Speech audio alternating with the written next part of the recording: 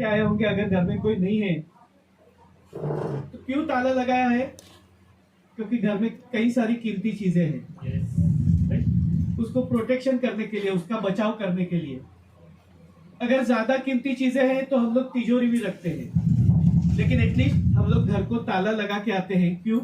ताकि अंदर की सारी चीजें प्रोटेक्ट रहे। तो हम हमारी वेल्थ का इतना ध्यान रखते हैं, वेल्थ को बचाने के लिए या उसको संभालने के लिए हम लोग इतनी कोशिश करते हैं, लेकिन क्या वाकई में हम लोग हमारे शरीर को वेल्थ की तरह कंसीडर करते हैं क्या? आमतौर पे ऐसा देखा गया है कि जब तक कुछ होता नहीं है तब तक हम हेल्थ के लिए कुछ ज्यादा फिक्र नहीं करते। अगर आप किसी को भी पूछेंगे कि ये करना चाहिए या वो करना चाहिए, आप किसी को योगा के बारे में बता दो, एक्सरसाइज के लिए बता दो, वॉकिंग के लिए, खाने पीने के चेंजेस के लिए बता दो, लाइफस्टाइल में चेंजेस के लिए बता दो, अरे अभी क्या है, मुझे कुछ तकलीफ नहीं है तो मुझे क्यों करना है, जब होगा तभी देखा जाएगा। लेकिन जब होता है तब हमारे हाथ में कुछ नहीं होता है, क्योंकि जब कुछ होता है, कुछ बीमारी आती है, तब हमें कुछ फैसला करने का वक्त नहीं मिलता। तभी डॉक्टर जो बोले वो हमें करना पड़ता है। अगर डॉक्टर ने कहा एडमिट होना है तो एडमिट होना है, डॉक्टर ने कहा सर्जरी करना है तो सर्जरी करना है। यानी ये जो वक्त होता है वो बाद में हमारे हाथ में नहीं रहता। तो सयाना इंसान वही है कि वक्त रहते हुए संभल जाए, और इसके लिए prevention is better than cure, ये कहा गया है। इसका मतलब यही होता है कि बीमारी आने के बाद में तो सब लोग भागदौड़ करते हैं, उसमें कोई बड़ी बात नहीं है। अगर गरीब से गरीब इंसान भी होगा तो वो अपनी कैपेसिटी के अनुसार भागदौड़ करेगा। अगर वो प्राइवेट हॉस्पिटल में नहीं जा सकता है तो वो गवर्नमेंट हॉस्पिटल में जाएगा। अगर जहां पे ज्यादा खर्चा करना पड़े तो घर बार भी बेच देगा। जो अफोर्डेबल है वो अमेरिका भी जाकर के इलाज करा लेते हैं। यानी बीमारी आने के बाद में हम लोग सब कुछ करते हैं जो हम करना पड़ता है हमें। हम हमारी मर्जी से या खुशी से नहीं करते, लेकिन तभी वो वक्त की जरूरत होती है और हमें करना पड़ता है। तो सब कुछ खोने के बाद में करना पड़े, उससे अच्छा है कि हम लोग वक्त रहते हुए ही समझ जाए। तो आज हम लोग देखेंगे कि हम लोग हमारे आरोग्य को धन संपदा की तरह कैसे संभाल सकते हैं, कैसे उसका इस्तेमाल कर सकते हैं।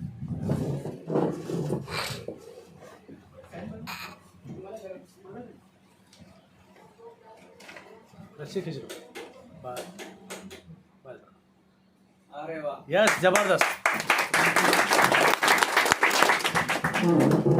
तो आज हम लोग देखने वाले हैं आरोग्यम धन संपदा, यानी हमारे आरोग्य रूपी धन संपदा को हम कैसे संभाल सकते हैं, कैसे बचा सकते हैं और कैसे बढ़ा भी सकते हैं, और इसका इस्तेमाल करके हम संपदा को भी कैसे बढ़ा सकते हैं। क्या बात। यानी हेल्थ तो हमें मिलेगी, लेकिन अगर अच्छी हेल्थ है तो वेल्थ अपने आप उसके साथ में आएगी, वो उसका बाय प्रोडक्ट है। ज्यादातर बार ऐसे देखा गया है कि पहले 40 साल तक लोग वेल्थ के पीछे इतना भागदौड़ करते हैं, हेल्थ को इग्नोर करते हुए दिन रात मेहनत करते हैं, खाने पीने का ठिकाना नहीं, आराम का ठिकाना नहीं, मानसिक तनाव, और उसमें 40 साल तक ऐसी भागदौड़ करते हैं। उसके बाद में वेल्थ तो मिल जाती है, लेकिन वो भागदौड़ के चक्कर में हेल्थ चली जाती है, और फिर शुरू हो जाता है diabetes, blood pressure, heart problem, और बाद में फिर दवाइयों का सिलसिला। यानी जो पैसा कमाने के लिए हम लोगों ने हेल्थ को इग्नोर किया था, अब वही कमाया हुआ पैसा हम हेल्थ को वापस लेने के लिए घूमते हैं, एक डॉक्टर से दूसरे डॉक्टर, एक हॉस्पिटल से दूसरी हॉस्पिटल, यही होता है। लेकिन अभी हमें ऐसा नहीं करना है। अभी हमें अपने हेल्थ को पहले ही प्रिजर्व भी करना है, और साथ साथ में उसको बढ़ाना भी है, और उसके मदद लेकर के हमें वेल्थ को भी बढ़ाना है। क्योंकि आपने देखा होगा कोविड पैंडेमिक के दौरान जो लोगों के पास में लाखों रुपए थे, टीवी में कई बार दिखाया गया था कि वो लोगों ने खिड़कियों में से अपने पैसे फेंक दिए थे। क्यों? क्योंकि हॉस्पिटल में जगह नहीं थी, इंजेक्शंस नहीं मिल रहे थे, ऑक्सीजन अवेलेबल नहीं था। यानी पैसा होने के बावजूद भी ये सारी चीजें खरीदी नहीं जा सकती। यानी आपके पास में पैसा है उसका मतलब आप सब कुछ कर सकते हैं, ये अगर आपके दिमाग में है तो ये गलत बात है। साउथ के बड़ी मल्टी स्पेशलिटी हॉस्पिटल के मालिक का लड़का, उसको खुद को ब्रीदिंग का प्रॉब्लम हो गया। उसके हॉस्पिटल में, जो मल्टी स्पेशलिटी हॉस्पिटल है, उसमें ही उसका इलाज चल रहा था, लेकिन उसकी जान नहीं बचा पाई। जो करोड़ों रुपए की लागत से बना हुआ हॉस्पिटल, और सारे विदेश से भी लोग आते हैं इलाज कराने के लिए, उसके बावजूद भी वो इंसान को बचा नहीं पाया। यानी हेल्थ ये हमारी सबसे बड़ी मूड़ी है, तो उसको हमें संभाल के रखना है, और उसका इस्तेमाल करके हम लोग कैसे हेल्थ और वेल्थ दोनों भी आगे बढ़ा सकते हैं, ये आज हम देखेंगे। और ये हेल्थ को अगर हमें प्रिजर्व करना है, तो उसके लिए हमारे पास में एक सबसे बड़ा हथियार है आयुर्वेद। आयुर्वेद हम लोग कई बार सुनते हैं या बचपन से ही सुनते आ रहे हैं आयुर्वेद के बारे में। तो ये आयुर्वेद है क्या? देखिए, आप लोगों ने, कुछ लोग नए होंगे जो लोग शायद पहली बार प्रोडक्ट ट्रेनिंग अटेंड कर रहे होंगे, कुछ लोग ने इसके पहले भी कोई और प्रोडक्ट ट्रेनिंग अटेंड की होगी। प्रोडक्ट्स की जानकारी आपको यूट्यूब में, वीडियोस में बहुत सारी मिल जाएगी, लेकिन उसमें आपको नजरिया नहीं मिलेगा। तो आज की जो हमारी ट्रेनिंग है, ये आपका नजरिया बदलने के लिए, आपको एक नया नजरिया दिखाने वाली ये ट्रेनिंग रहेगी, जिसकी वजह से आपके लाइफ में 360 डिग्री चेंजेस आ सकते हैं। तो प्रोडक्ट की ट्रेनिंग जो है, प्रोडक्ट्स की जानकारी तो आपको बहुत सारी मिल जाती है, यूट्यूब पे मिल जाती है, लिटरेचर में मिल जाती है, गूगल में मिल जाती है, लेकिन वो क्यों लेनी चाहिए, या वो लेने के फायदे क्या है, या किस तरीके से लेनी चाहिए, तो आज हम वो देखेंगे कि ये प्रोडक्ट ट्रेनिंग किस तरीके से आपकी जिंदगी में बदलाव ला सकती है।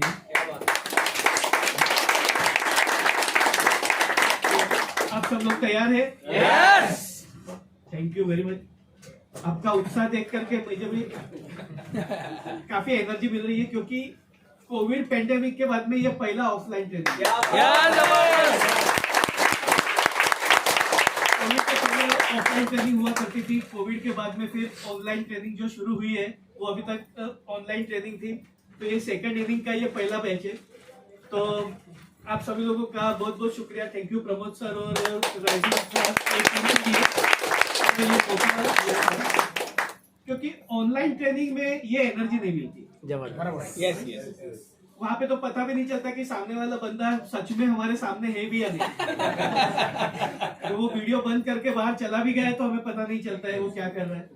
और हम लोगों ने ऑनलाइन एजुकेशन में देखा था कि बच्चे लोग सोए हुए और माँ बाप उनके लेक्चर अटेंड कर रहे हैं। तो वो टीचर को भी पता नहीं कि सही में ये स्टूडेंट सीख रहा है या उसके पेरेंट्स सीख रहे हैं। तो ये तभी पैकेज ऑफर था कि एक बच्चे के साथ में 2 पेरेंट्स फ्री। तो एक ही फीस में पूरा फैमिली पैक था वो। लेकिन ये जो लाइव ट्रेनिंग होती है उसका एक अलग ही मजा है।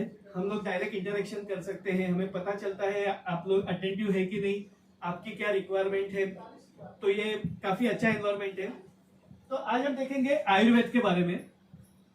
आयुर्वेद, इसको आयुष्य का वेद कहा जाता है।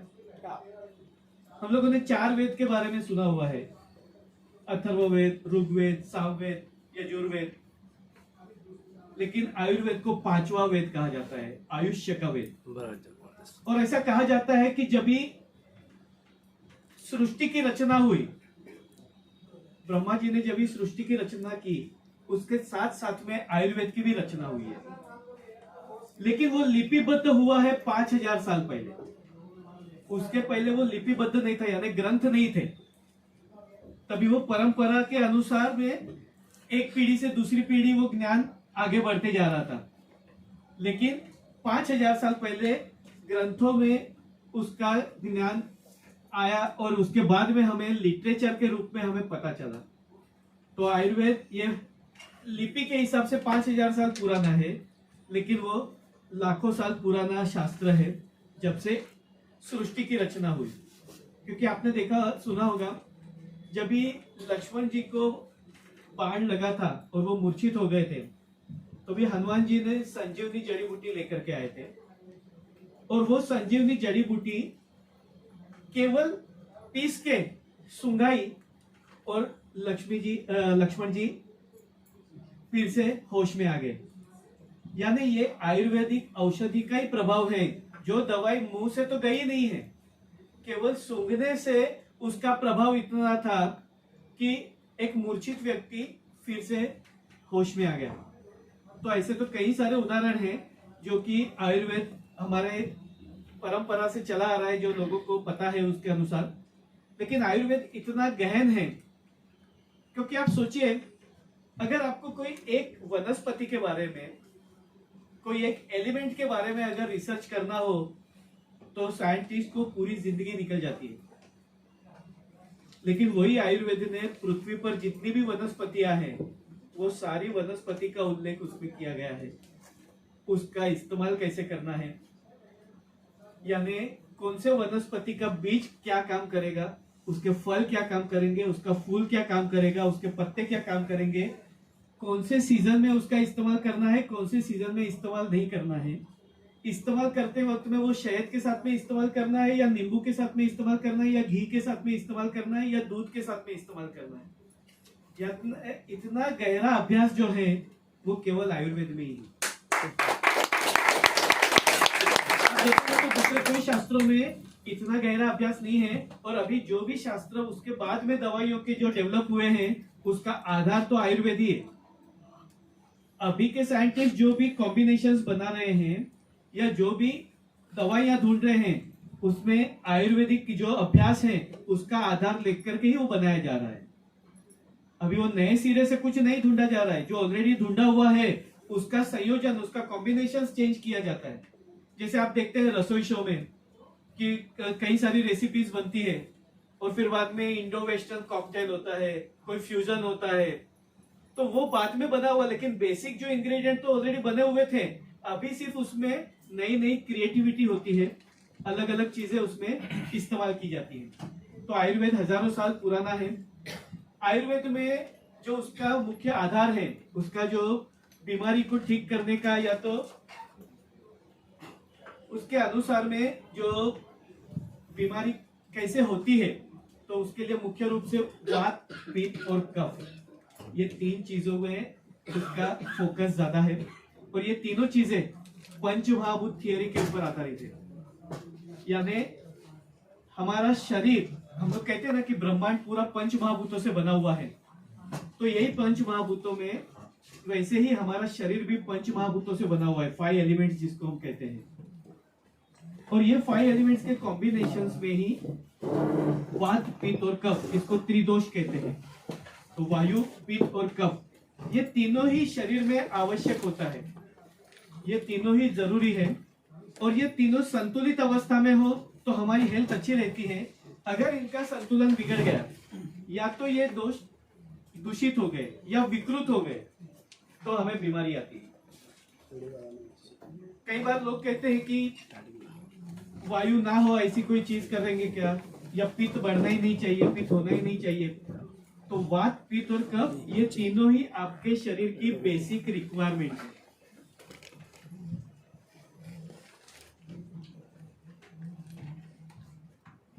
एक सीट है अवेलेबल,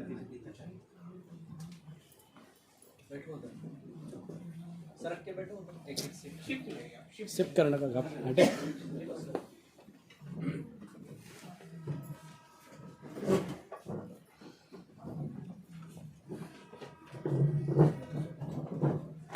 हमारे शरीर में जो भी मूवमेंट्स होती हैं, जो भी हिलचाल होती है, जैसे हार्ट का पंपिंग होता है, लंग्स का पंपिंग होता है, इंटेस्टाइन का पंपिंग होता है, ब्लड सर्कुलेशन एक्टिवेट होता है, हमारे मूवमेंट्स जॉइंट्स के और मसल्स के होते हैं, ये सब वायु की वजह से होते हैं, वात की वजह से होते हैं। तो वात का काम है मूवमेंट करना।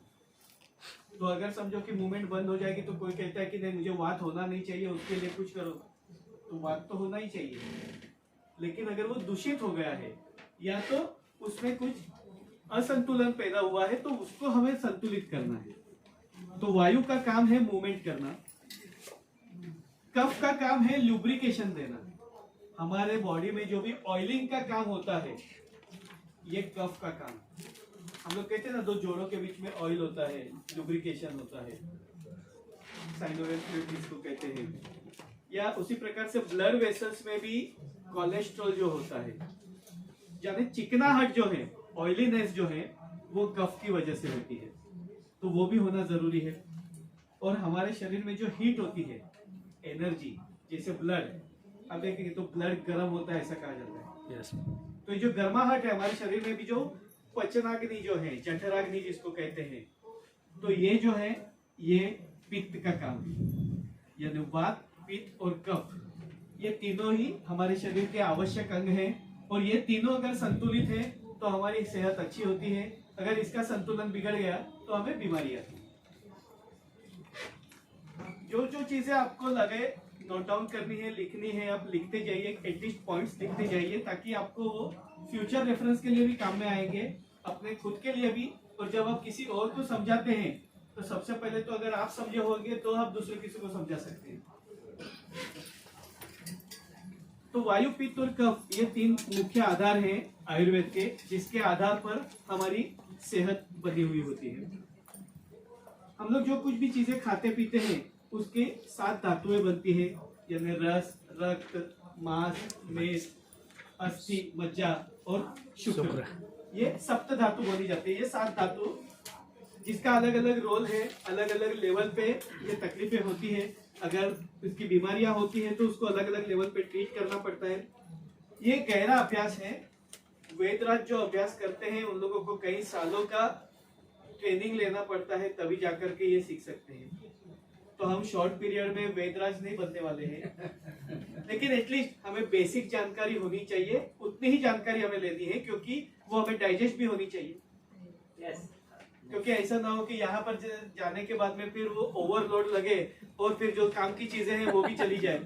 तो सिर्फ आपको बेसिक जानकारी के लिए केवल ध्यान में रखना है कि वायु, पित्त, कफ, ये 3 त्रिदोष होते हैं। इसको दोष बोले जाते हैं, लेकिन वो दोषित नहीं है, वो त्रिदोष कहा जाता है।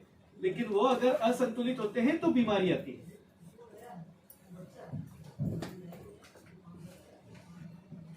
आयुर्वेद का जो मुख्य सिद्धांत, जिसके ऊपर हमें ध्यान देना है, ये आपको अपनी सेहत के लिए भी जरूरी है, और यही चीज आपको बिजनेस के लिए भी काम में आने वाली है।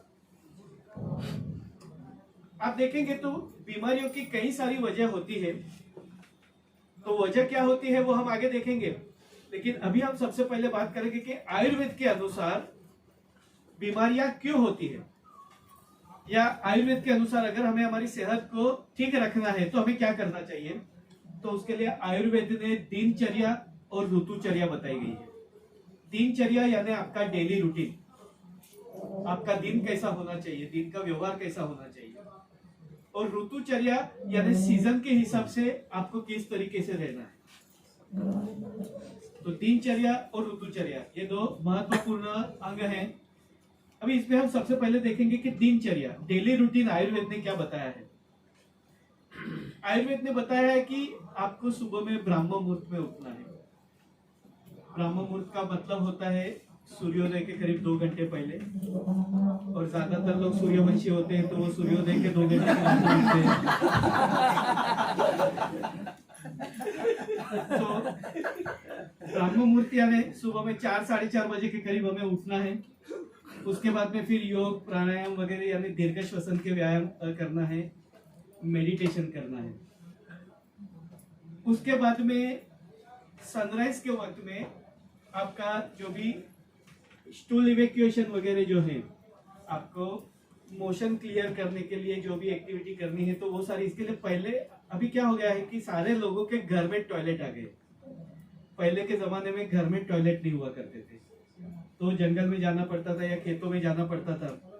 तो ज्यादातर वो टाइम अगर आप देखेंगे तो सूर्योदय के पहले अंधेरा रहता है, तभी के तभी लोग डब्बा लेकर के निकल पड़ते हैं, ताकि दिन के उजाले से पहले वो अपना पेट खाली करके आए। तो ये तभी की जरूरत के हिसाब से होता था, लेकिन वो साइंटिफिक था। तभी क्या होता था, लोग घर में खाते थे, बाहर जाते थे। अभी लोग बाहर खाते हैं, घर में जाते हैं।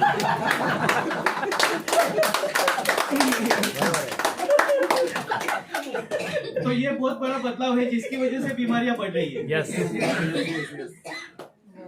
अगर आप देखेंगे तो वास्तुशास्त्र में भी कहीं पे भी टॉयलेट, बाथरूम का उल्लेख नहीं किया गया है। अगर वास्तुशास्त्र के अगर 9 ग्रह देखा जाए, जो 9 डिपार्टमेंट्स होते हैं, तो वहां पे कहीं पे भी टॉयलेट का जिक्र नहीं है। उसको नेगेटिव एनर्जी कंसिडर किया जाता है और नेगेटिव एनर्जी घर से बाहर होनी चाहिए। लेकिन आजकल घर के अंदर है और उसमें भी मास्टर बेड होना चाहिए आजकल के रिक्वायरमेंट के अनुसार। तो ये जो बदलाव है, ये बदलाव हमें ऑब्जर्व करना है कि हम बीमारी की ओर क्यों जा रहे हैं।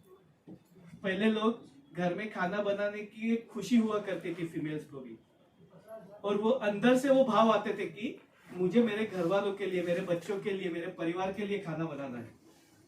और अभी जब से स्विगी जोमेटो आया है, तो तब से वो घर में बनाने की आदत भी निकल गई। यानी जो वर्किंग लेडीज हैं, जिनके पास में वक्त नहीं है, वो नहीं बना सकते हैं, लेकिन होम डिलीवरी की आदत की वजह से आजकल जो बना सकते हैं वो लोग भी घर से बनाने की बजाय बाहर से मंगा लेते हैं। ये वेस्टर्न कल्चर है। वेस्टर्न कल्चर में खाना बनाना एक एक्टिविटी है, जबकि यहाँ पे हमने अन्नपूर्णा कहा है। जो हमें खाना खिलाते हैं उनको अन्नपूर्णा कहा गया है, एक रिस्पेक्ट दिया गया है, क्योंकि उनके जो भाव होते हैं वो खाने में मिलते हैं, और जिसकी वजह से वो भाव जो है वो खाने वाले को लगते हैं। और इसीलिए कहा जाता है कि जैसा आपका आहार वैसे आपके विचार। तो ये बहुत बड़ी बात है। तो ये हमारा जो ट्रेडिशन है वो इतना रिच था या है अभी भी, लेकिन बाहर के प्रभाव की वजह से हम लोग ने उसका महत्व खो दिया है। आज भी हमें पोहा उपमा से पहले कैलॉग्स और कॉर्नफ्लेक्स याद आता है। कुछ मीठा हो जाता है, कैडबरी चॉकलेट्स वगैरह हमें याद आ जाती है। रवा लाडू, बेसन लाडू धीरे धीरे भूलने लगे हैं। कुरकुरे नमकीन लोगों को आसान हो गया, 5 रुपए का 10 रुपए का पैकेट लेकर के बच्चों को दे दिया, स्कूल में जाकर के रिसेस में खा लेना। वही पहले चकरी, शक्करपारे, चिवड़ा, ये सब हम लोग घर में बनाते थे, फिर आसपास के लोगों को बांटते भी थे, एक्सचेंज होता था। तो वो एक्सचेंज केवल खाने पीने का नहीं होता था, इमोशंस का भी होता था, जिसकी वजह से एक कुटुंब की भावना आती थी। और किसी को भी तकलीफ हुआ तो बाकी के लोग तुरंत से मदद के लिए दौड़ के आते थे। आजकल बाजू के फ्लैट में क्या होता है, कोई मर भी जाता है तो आज 2-4 दिन के बाद जब बास आने लगती है डेड बॉडी की, उसके बाद में पता चलता है। तो ये सारे बदलाव आते जा रहे हैं, क्योंकि हम लोग जब खाना बाहर से खा रहे हैं तो बाहर वाले खाना जो खिला रहे हैं उनके भाव क्या होंगे। उनके लिए तो हम एक कस्टमर है और वो यही चाहेंगे कि आप बार बार ऑर्डर करते रहो। तो वो मसाला भी ज्यादा डालेगा, वो उसमें ऐसी इंग्रेडिएंट्स डालेंगे कि जिसका आपको चस्का लगे, एडिक्शन हो जाए और आप बार बार से ऑर्डर करो। क्योंकि घर के जब भी आप देखेंगे तो जब भी आप बाहर का 500 रुपए का थाली खाओ या 1000 रुपए का थाली खाओ, लेकिन घर का अगर बासी भात भी खाया होगा ना तो वो आपको सुकून देता है। वो सुकून आपको 500 रुपए की थाली दे सकती है, क्योंकि उसके पीछे जो भाव है वो तो आयुर्वेद ने ये सारी चीजें बताई है। यानी आयुर्वेद ये आयुष्य का वेद है। आप अपनी जिंदगी, क्योंकि हमारा जो आयुष्य है बाय डिफॉल्ट हम 80 to 100 ईयर्स हेल्दी जीवन जी सकते हैं, ऐसा हमारा सॉफ्टवेयर बना हुआ है। लेकिन हम लोगों ने बीच में वायरस डाल दिए, और ये वायरस की वजह से ही आजकल अगर आप देखेंगे तो आज का ही न्यूज़पेपर में मैंने पढ़ा, एक 14 साल के लड़के को हार्ट अटैक आया गया। वो 14 इयर्स का लड़का क्रिकेट खेल रहा था, शायद पुणे का ही किस्सा है मेरे ख्याल से। 14 साल के लड़के को हार्ट अटैक आ गया। यानी पहले जो बीमारियां हम लोग बुढ़ापे की कहते थे, ओल्ड एज की बीमारियां जो थी, आजकल वो यंग एज में आने लगी है। और जब से स्त्री और पुरुष कंधे से कंधा मिलाने लगे तो अभी बीमारी में भी अभी कोई किस्म का भेदभाव नहीं है। पहले ऐसा हुआ करता था कि हार्ट अटैक तो जेंट्स को आएगा, गॉल ब्लैडर स्टोन तो वो लेडीज को होगा। अभी ऐसा कुछ नहीं है, अभी सबको सब कुछ मिलता है।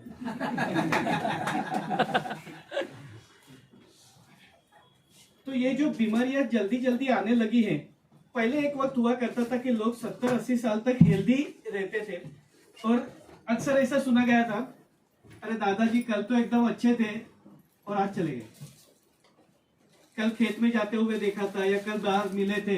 यानी ऐसे हंसते खेलते मौत हो जाती थी।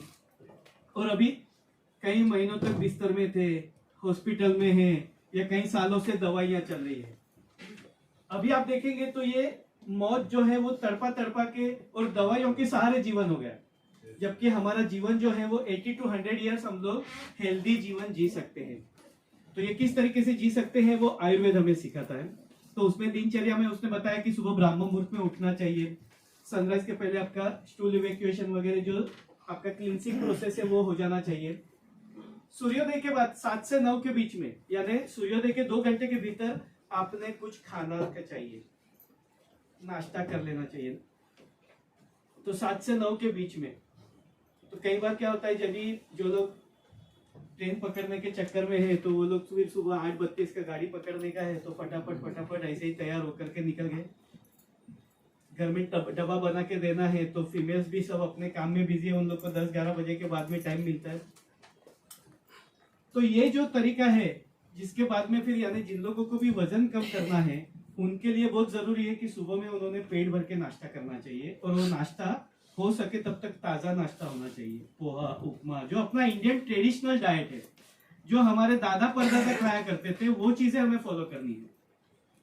लेकिन हम लोग क्या करते हैं, हम लोग कैलॉग्स लाते हैं, हम लोग कॉर्नफ्लेक्स लाते हैं, क्योंकि वो एडवर्टाइज में दिखाया गया है। वो कंटिन्यूअसली सुपरस्टार्स आकर के मारा करते हैं। अभी वो क्या सिखाते हैं, तो वो हमें तूफान पीने का सिखाते हैं, वो हमें कैलॉग्स कॉर्नफ्लेक्स सिखाते हैं, और उसके लिए उनको पैसा मिलता है। वो भले वो उसका इस्तेमाल करे ना करे, लेकिन हम लोगों को तो आदत लगा देते हैं, और उसके लिए टारगेट क्या करते हैं, छोटे बच्चों को और यंगस्टर्स को। बच्चों को फिर बाद में कॉर्नफ्लेक ही चाहिए, कैलॉग्स ही चाहिए, कोल्ड ड्रिंक्स ही चाहिए। जबकि हमारा आयुर्वेद क्या कहता है, अभी गर्मी का मौसम है, सनस्ट्रोक लगता है, तो गर्मी से बचना है तो क्या करना है, तो कोकम शरबत पियो, केरी का पन्ना लो, गन्ने का जूस लो, कोकोनट वाटर लो, लेमन जूस लो सकते हैं, सब्जा का पानी ले सकते हैं, बड़ी सेब खड़ी शक्कर का शरबत पी सकते हैं, काले मनुका का पानी पी सकते हैं। यानी ये चीजें आपको एक्चुअल में कूलिंग देती है। कोल्ड ड्रिंक्स आपको कूलिंग नहीं देती है, सिर्फ एहसास देती है, लेकिन आपके शरीर के सारे मिनरल्स को खींच लेती है, क्षार को खींच लेती है। अगर आपके घर में लाइजोल या फिनाइल या टॉयलेट क्लीनर नहीं है तो आप जरूर से कोल्ड ड्रिंक्स का इस्तेमाल कर सकते हैं, वो क्लीन करने के लिए, अपने आप के लिए नहीं। अगर टॉयलेट को क्लीन रखना है तो आपको हार्पिक की जरूरत नहीं है, आप कोल्ड ड्रिंक का बोतल डाल करके थोड़ी देर रखिए और उसके बाद में क्लीन कर दीजिए, आपका टॉयलेट एकदम साफ सुथरा हो जाएगा। जो टॉयलेट की चिकनाहट को, गंदगी को साफ कर सकता है, वो आपकी आंतड़ियों की क्या हालत करेगा, सोच सकते हैं आप। तो हमें ये सारी चीजें हमारे बच्चों को समझानी है, बतानी है। वो भले ही कितना भी एडवर्टाइजमेंट करे, क्योंकि ना मैंने ये भी देखा है कि बच्चों को अगर आप लॉजिकली उसका साइंस बताते हैं ना, बच्चा वो तुरंत से एक्सेप्ट कर लेता है। एग्जैक्टली। मैंने कई बार देखा हुआ है, जब हम ये बताते कि ऐसा करने से ऐसा होता है, तो फिर वो बच्चे बराबर से ध्यान में रखते हैं, और वो दूसरे को भी बताते कि ऐसा ना करना, ऐसा करोगे तो ऐसा होगा। लेकिन हम लोगों को ही कुछ वजह पता नहीं है, तो हम लोग सिर्फ नहीं करने का, लेकिन क्यों नहीं करने का, उनके सवाल का जवाब हमें पास होना चाहिए। लेकिन कभी होगा अगर हमारा अभ्यास होगा तो हम लोगों ने हमारा शास्त्रों का अभ्यास छोड़ दिया है। कितने लोगों को पता है कि नाभि के ऊपर के गहने सोने के होते हैं और नाभि के नीचे के गहने चांदी के होते हैं। आप देखेंगे कोई भी करोड़पति की लड़की होगी तो वो सोने की पैजन नहीं पहनेगी, पैजन चांदी की ही होते हैं, कंदोरा चांदी का ही होता है, पायल चांदी की ही होती है, और वही चीजें ऊपर अगर आप आएंगे तो वो सारी चीजें सोने की होती है। बट क्यों? क्योंकि नाभि के ऊपर अग्नि तत्व है, हार्ट और ब्रेन, फायर एलिमेंट। तो सोना जो है, गोल्ड जो है, वो अग्नि तत्व का प्रतीक है, और नाभि के नीचे प्रजनन अंग और किडनी यानी रिप्रोडक्टिव ऑर्गन्स और यूरिनरी सिस्टम, ये दोनों जल तत्व के प्रतीक हैं, जल तत्व से संबंधित है, और चांदी ये जल तत्व का प्रतीक है। इक्वल एंड अपोजिट, पानी और अग्नि, गोल्ड एंड सिल्वर, ये दोनों एक दूसरे को संतुलित करने के लिए इस तरीके के हमारे शास्त्रों में उन्होंने रीति रिवाज के रूप में इसको हमारी डेली लाइफ में लोगों के साथ में जोड़ दिया। लेकिन ना ही ये चीजें हमें पेरेंट्स या ग्रैंड पेरेंट्स से समझाई जाती है, ना गुरु महाराजों से सिखाई जाती है, क्योंकि हमारे पास में उतना नॉलेज नहीं है, तो हम बच्चों लोगों को क्या नॉलेज देंगे। और जब भी हमारे पास में नॉलेज नहीं है तो बाहर वाला जब कोई नया नॉलेज देता है वो उनको ज्यादा अपील होता है। क्योंकि हमने हमारा नॉलेज नहीं दिया तो बाहर वाले ने कुछ नॉलेज दे दिया तो हम उसको तुरंत एक्सेप्ट कर लेते हैं। तो यही चीज होती है कि हम लोग नॉर्मली कभी किसी का बर्थडे सेलिब्रेशन हो तो हम लोग उसकी आरती उतारते हैं, तिलक करते हैं, मुंह मीठा कराते हैं। और वही चीज वेस्टर्न कल्चर में केक कटिंग होता है, दिए को बुझाया जाता है।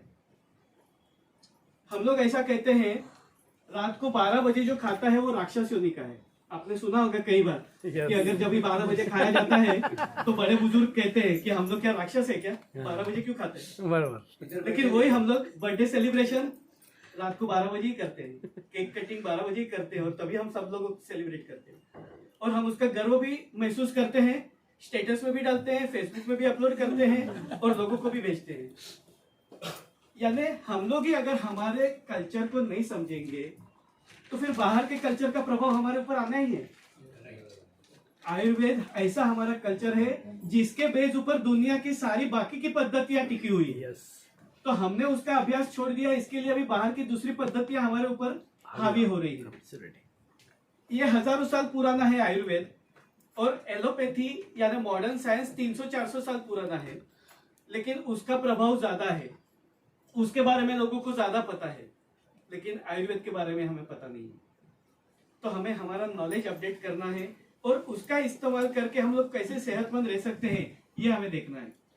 तो जैसे मैंने बताया था कि 7 से 9 के बीच में आपको ताजा नाश्ता करना है। दोपहर के खाने का टाइम 12 से 1 के बीच में आइडियल, जब भी जठराग्नि प्रदीप्त हो, सूर्य जब भी सर पे होता है तभी आपकी जठराग्नि प्रदीप्त होती है, तभी आप जो कुछ भी खाते हैं उसका पचन होता है। तो दोपहर को खाना जो है वो 12 से 1 के बीच में होना चाहिए। शाम का खाना सूर्यास्त के आसपास होना चाहिए, यानी अगर सनसेट 7 बजे के करीब होता है तो 6:30 से 7:30 के बीच में आपका डिनर टाइम होना चाहिए। अब आप देखेंगे कि इसमें कहीं पे भी चाय नहीं है, क्योंकि चाय आयुर्वेद में नहीं है, ना ही भारत में है। बराबर। चाय आई ब्रिटिशर आने के बाद, चाय का कहीं पे उल्लेख नहीं है। तो सूर्यास्त के वक्त में हमारा डिनर हो जाना चाहिए और रात का जो सोने का टाइम है वो करीबन 9-10 बजे का होना चाहिए। ये आइडियल ऋतुचर्या दिनचर्या आयुर्वेद ने बताई है। अब आप यहाँ पे जितने सारे लोग बैठे हैं, हम लोग इसमें से कितना परसेंट दिनचर्या को फॉलो कर रहे हैं अभी तक? अभी जो भी बदलाव आएगा वो बाद में की बात है, नहीं कर रहे, राइट? क्योंकि हमें पता भी नहीं है और हमारी जो फास्ट लाइफ है उसके अनुसार हम 100% फॉलो भी नहीं कर पाते। लेकिन अगर हम 100% फॉलो नहीं कर पा रहे हैं तो उसका सीधा सा मतलब है कि हम लोग बीमारी को इन्विटेशन दे रहे हैं, राइट? यानी हम लोग कहते हैं कि हम लोग तो घर का ही खाना खाते हैं, ताजा ही खाना खाते हैं, बाहर नहीं खा रहे हैं, लेकिन खाने पीने का टाइमिंग कैसा है, कॉम्बिनेशंस कैसे हैं? हम लोग मिल्क शेक पीते हैं, आयुर्वेद ने कहा है दूध के साथ में फल नहीं लेने चाहिए, और सभी लोगों को क्या लगता है हम लोगों ने मिल्क शेक लिया, हम लोगों ने तो हेल्दी फूड खाया। तो यही हमें पता ही नहीं है कि हम जो खा रहे हैं वो सच में हेल्दी है या टॉक्सिक है। आयुर्वेद ने कहा है अगर आपको फलों का सबसे ज्यादा फायदा लेना है तो सुबह में खाइए। सुबह में अगर आप फल खाते हैं तो गोल्डन बेनिफिट मिलता है, दोपहर को फल खाते हैं तो सिल्वर के जैसा बेनिफिट मिलता है, शाम को फल खाते हैं तो कॉपर के जैसा बेनिफिट मिलता है, और सूर्यास्त के बाद में अगर आप फल खाते हैं तो लोहे के बराबर है, यानी जहर के बराबर। और हम लोग शहर में क्या करते हैं, खाना खाने के बाद में फ्रूट डिश लेकर के बैठते हैं रात के खाने के बाद में। बराबर। कई सारे लोगों को ये आदत होती है और उनको क्या लगता है कि हम लोग हेल्दी फूड खा रहे हैं। अभी आप सोचिए अगर आपने वॉशिंग मशीन में कॉटन के भी कपड़े डाले, वुलन के भी डाले, नायलॉन के भी डाले, और एक साथ में धुलाई करेंगे तो सबका धुलाई एक तरीका हो सकता है क्या? क्योंकि हर एक के पानी की रिक्वायरमेंट अलग है, डिटर्जेंट की रिक्वायरमेंट अलग है। तो आपने सारी चीजें एक साथ में डाली, दाल चावल भाजी रोटी पापड़ चटनी अचार उसके बाद में बाकी रह गया था तो एक आइसक्रीम भी हो जाता है, फ्रूट भी हो जाता है। अब ये सारी चीजों का पाचन कैसे होगा? और फिर कोलेस्ट्रॉल बढ़ना, वजन बढ़ना, एसिडिटी होना, जॉइंट पेन होना, ये कॉमन है। और हमने वहां पे कोई करेक्शन किया नहीं है, सिर्फ हम गोलियां लेते जा रहे हैं बीपी के लिए, एसिडिटी के लिए, जॉइंट पेन के लिए।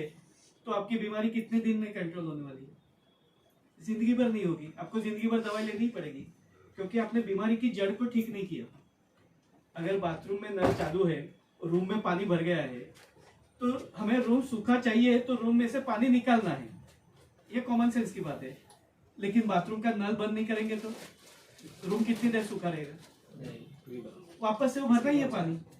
और यही चीज होती है ना कि जब भी आप एलोपैथी दवाइयां लेते हैं, दवाई लेते हैं तब तक आपको अच्छा लगता है, आज का डोज स्किप हो गया तुरंत से बीपी बढ़ गया, आज का डोज स्किप हो गया तुरंत से शुगर बढ़ गया, क्योंकि वो टेम्पररी इफेक्ट होता है, क्योंकि बाथरूम का नल चालू रह गया, केवल रूम का पानी डाला है, बाहर निकाला है।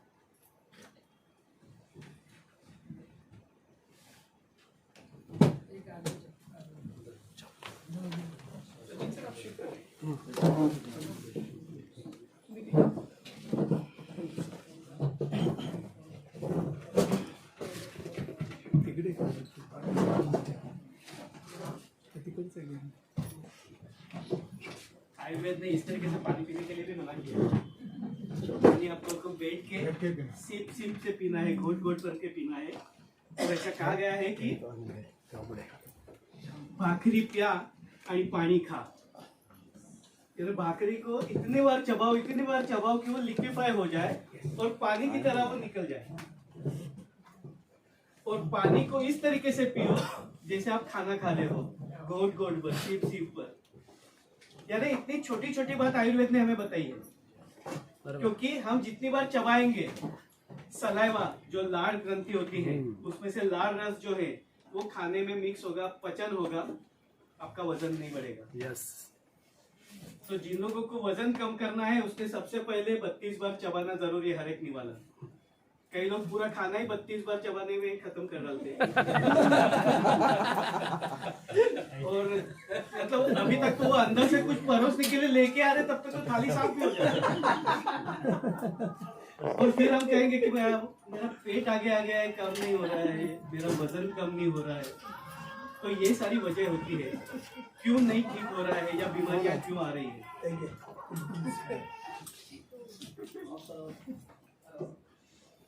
तो ये दिनचर्या आयुर्वेद ने बताई है।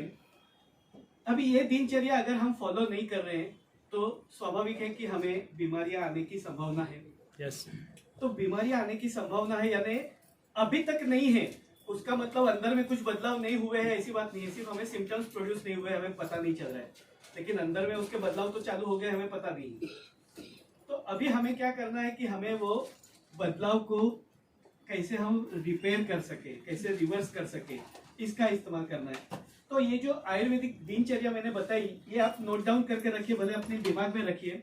जब आप किसी को मिलते हैं, कोई कहता है मुझे तो अभी कुछ तकलीफ नहीं है, मुझे दवाई नहीं लेनी, ठीक है दवाई मत लीजिए, लेकिन अगर आप ये फॉलो नहीं कर रहे हैं तो आपको बीमारी होने की संभावना है। तो क्यों ना आप अपने आप को प्रोटेक्ट कीजिए।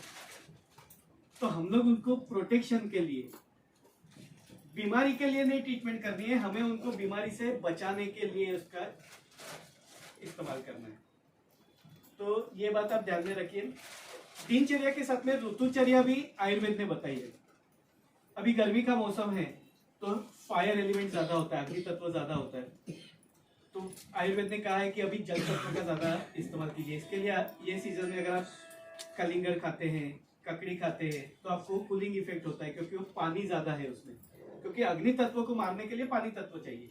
ये पंचमहाभूत थियरी के अंदर। तो अगर हमें पता नहीं है, ये मौसम में अगर हम बैंगन खाते हैं, शिमला मिर्ची खाते हैं, सिंगदाना खाते हैं, तो पाइल्स होने की पूरी संभावना है, एसिडिटी होने की पूरी संभावना है, पित्त बढ़ने की पूरी संभावना है। अब वो दवाई अगर हम खा करके पित्त का शमन कैसे कर सकते हैं, क्योंकि एक बार जो हम लोगों ने बैंगन खाना भी चालू है, सिंगदाना खाना भी चालू है। तो ये समझ आयुर्वेद ने दी है कि ठंडी के मौसम में आपको गर्म इस्तेमाल करना है। इसके लिए ठंडी के मौसम में बाजरे का इस्तेमाल करना है, ठंडी के मौसम में आपको उड़द का लड्डू खाना है, मेथी का लड्डू खाना है, क्योंकि ठंडी को मारने के लिए गर्माहट चाहिए, जो गर्माहट मेथी के लड्डू में है, उड़द के लड्डू में है। ये समझ आयुर्वेद ने दिया। आप कोई भी एलोपैथी डॉक्टर के पास जाकर के पूछे मैं क्या खाऊं और क्या नहीं खाऊं, सब कुछ खाओ और बार बार हमारे पास आओ। क्योंकि आप अगर सब कुछ खाएंगे तो ही हमारा मीटर चालू होगा ना। यस, बराबर है। तो जबरदस्त जबरदस्त और उसमें उनकी भी गलती नहीं, क्योंकि वो लोग ने जो साइंस पढ़ा है बराबर। वो साइंस इंडिया का नहीं है, बाहर का है। बाहर का इसके लिए उनके साइंस के मुताबिक अगर आप देखेंगे तो उनका अगर डाइट रेजिमेंट भी होता है तो उसमें ब्रेड बटर लिखा हुआ होता है। ब्रेड भारत में बनता है क्या? भारत के इतिहास में है क्या ब्रेड पाव? ये सब तो बाहर से आया हुआ है। हमारे यहाँ तो रोटी भाकरी यही है ना। हजारों सालों से हमारे यहाँ क्या खाया जा रहा है? वही, अब ज्वारी नाचनी का बाजरी का अलग अलग किस्म की रोटियां और अलग किस्म की भाकरियां यही खाते हैं ना। दाल चावल खाते हैं, खिचड़ी खाते हैं। तो ब्रेड पाव ये बेकरी प्रोडक्ट्स हमारा है ही नहीं कल्चर। लेकिन उनके डाइट के रेजिमेंट में बीमार पेशेंट के लिए भी ब्रेड बटर होता है। बटर ये भी इंडियन नहीं है, हमारे यहाँ घी है और उनको घी बनाने को नहीं आता, इसके लिए वो लोग घी खाने को मना कर देते हैं। बराबर लेकिन हमारे शास्त्रों में कहा है कि आप कर्जा करो लेकिन घी पियो। हमारे बड़े बुजुर्ग हमेशा कहते हैं, या शास्त्रों में भी उन्होंने कहा है कि आपको और कुछ करने के लिए ना मिले, अगर कर्जा करना पड़े तो कर्जा करो लेकिन घी पियो, क्योंकि घी में उतनी ताकत होती है। जबकि वेस्टर्न साइंस वालों को पता ही नहीं कि घी कैसे बनाया जाता है, क्योंकि दूध से दही, दही से छाछ, छाछ से मक्खन, मक्खन को बिलो करके बाद में फिर उसको लोनी जो बनती है उस मक्खन के बाद में गर्म करते हैं, तभी जाकर के घी बनता है। ये जो प्रोसेस है उनके पास में है ही नहीं। वो लोग बटर सीधा केमिकल प्रोसेस से कर देते हैं और उसी की वजह से बीमारियां ज्यादा बढ़ रही। कोलेस्ट्रॉल, ट्राइग्लिसराइड, हार्ट प्रॉब्लम ये ज्यादा बढ़ रहे हैं। तो अगर कोई डॉक्टर कहता है कि आप घी मत खाओ तो आप घी थोड़ा तो थोड़ा, लेकिन गाय का घी जरूर से इस्तेमाल कीजिए, क्योंकि वो लुब्रिकेशन के लिए भी जरूरी है, हार्ट के लिए भी। क्योंकि हार्ट में अगर ड्राइनेस आ जाएगा तो वो पंपिंग कैसे करेगा? उसको भी तो लुब्रिकेशन चाहिए, ऑयलिंग चाहिए, जॉइंट्स में ऑयलिंग चाहिए, ब्लड वेसल्स में ऑयलिंग चाहिए। तो उसके लिए ऑयलिंग चाहिए, तो वो ऑयलिंग घी से मिलेगा आपको। आप तेल नहीं खाएंगे तो चलेगा, लेकिन घी जरूरी है। और तेल भी अगर इस्तेमाल करना है तो सबसे पहले बंद कर दीजिए रिफाइंड ऑयल। घानी का तेल जो होता है, कोल्ड प्रेस लाकड़ी घानी का जो तेल बनाया जाता है, पहले जो कोलू का बेल बोलते हैं ना, वो जो पीसता है और उसका जो तेल बनता है।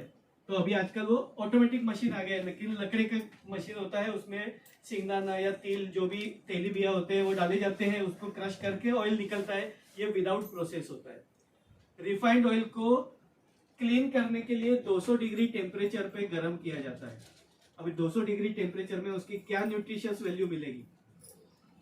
और वो साफ सुथरा दिखना चाहिए, इसके लिए उसको केमिकल ब्लीचिंग किया जाता है। इसकी वजह से वो ट्रांसपेरेंट दिखता है, क्लीन और नीट दिखता है। तो सबसे पहले रिफाइंड ऑयल बंद कर दीजिए, लकड़ी घानी का तेल इस्तेमाल करिए। तो कोलेस्ट्रॉल, ट्राइग्लिसराइड बढ़ रहा है, वो रिफाइंड ऑयल की वजह से बढ़ रहा है। तो ये चीज आप ध्यान में रखिए। और जो भी आपको फ्राइड चीजें खानी है, घर में बनाई हुई खाइए, क्योंकि घर में जब भी आप सेव या भजी या जो भी तलते हैं, वो एक बार तल के बाद में फिर वो तेल आप ज्यादा से ज्यादा सब्जी में वगैरह आप फोड़नी डाल करके इस्तेमाल कर देते हैं।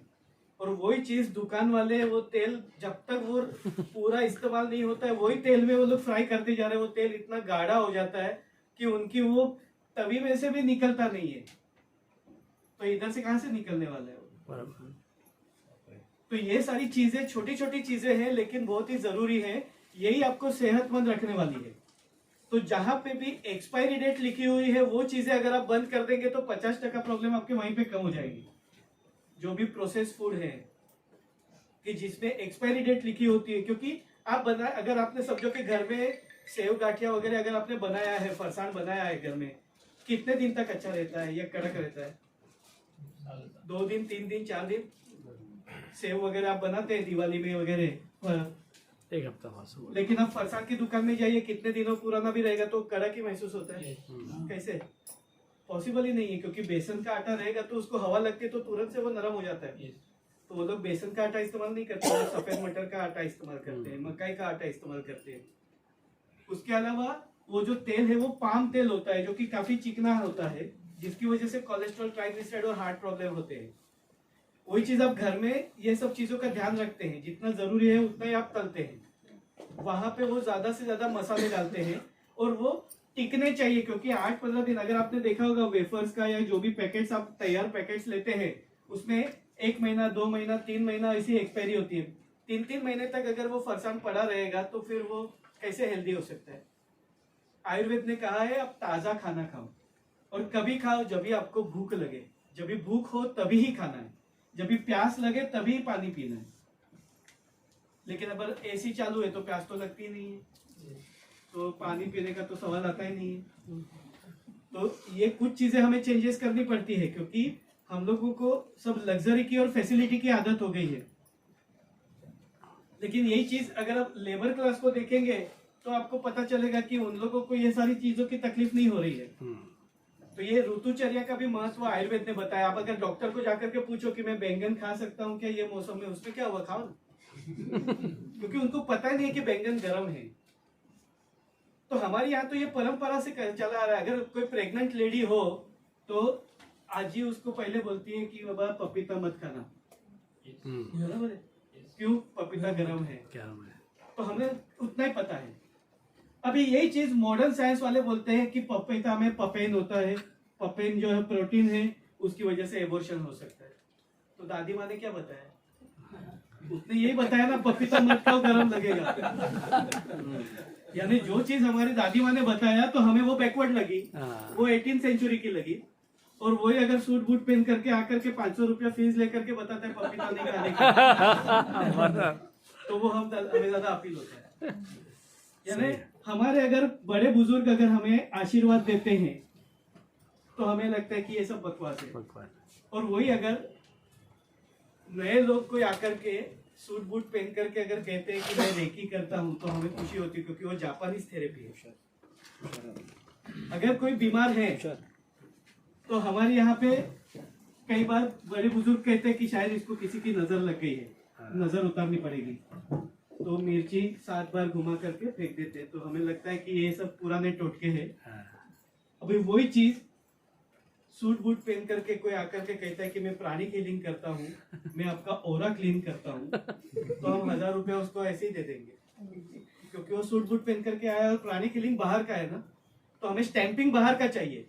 यानी आयुर्वेद हमारा है, लेकिन अगर अमेरिकन लोग कह दे या जर्मन लोग कह दे कि आयुर्वेद बहुत अच्छा है तो हम लोग आयुर्वेद करेंगे। वो लोग ने बताया कि योग बहुत अच्छा है तो हम योग करेंगे। वो लोग ने बताया मेडिटेशन अच्छा है तो हम करेंगे। उन्होंने बताया संस्कृत बहुत अच्छी भाषा है तो अभी हम सीखेंगे। यानी ये हमारी मेंटालिटी है कि हम लोगों को हमारी कदर नहीं है। सही बात है।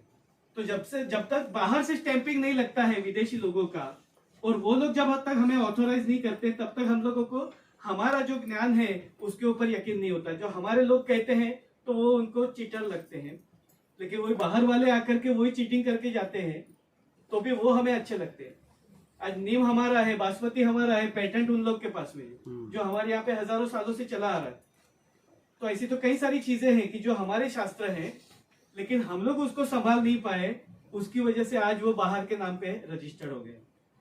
और उसमें मार्शल आर्ट्स वगैरह जो है, जूडो कराटे, तो ये भी अपना केरलियन मार्शल आर्ट है, कैरीपियाटू, जो केरला का प्रसिद्ध मार्शल आर्ट है।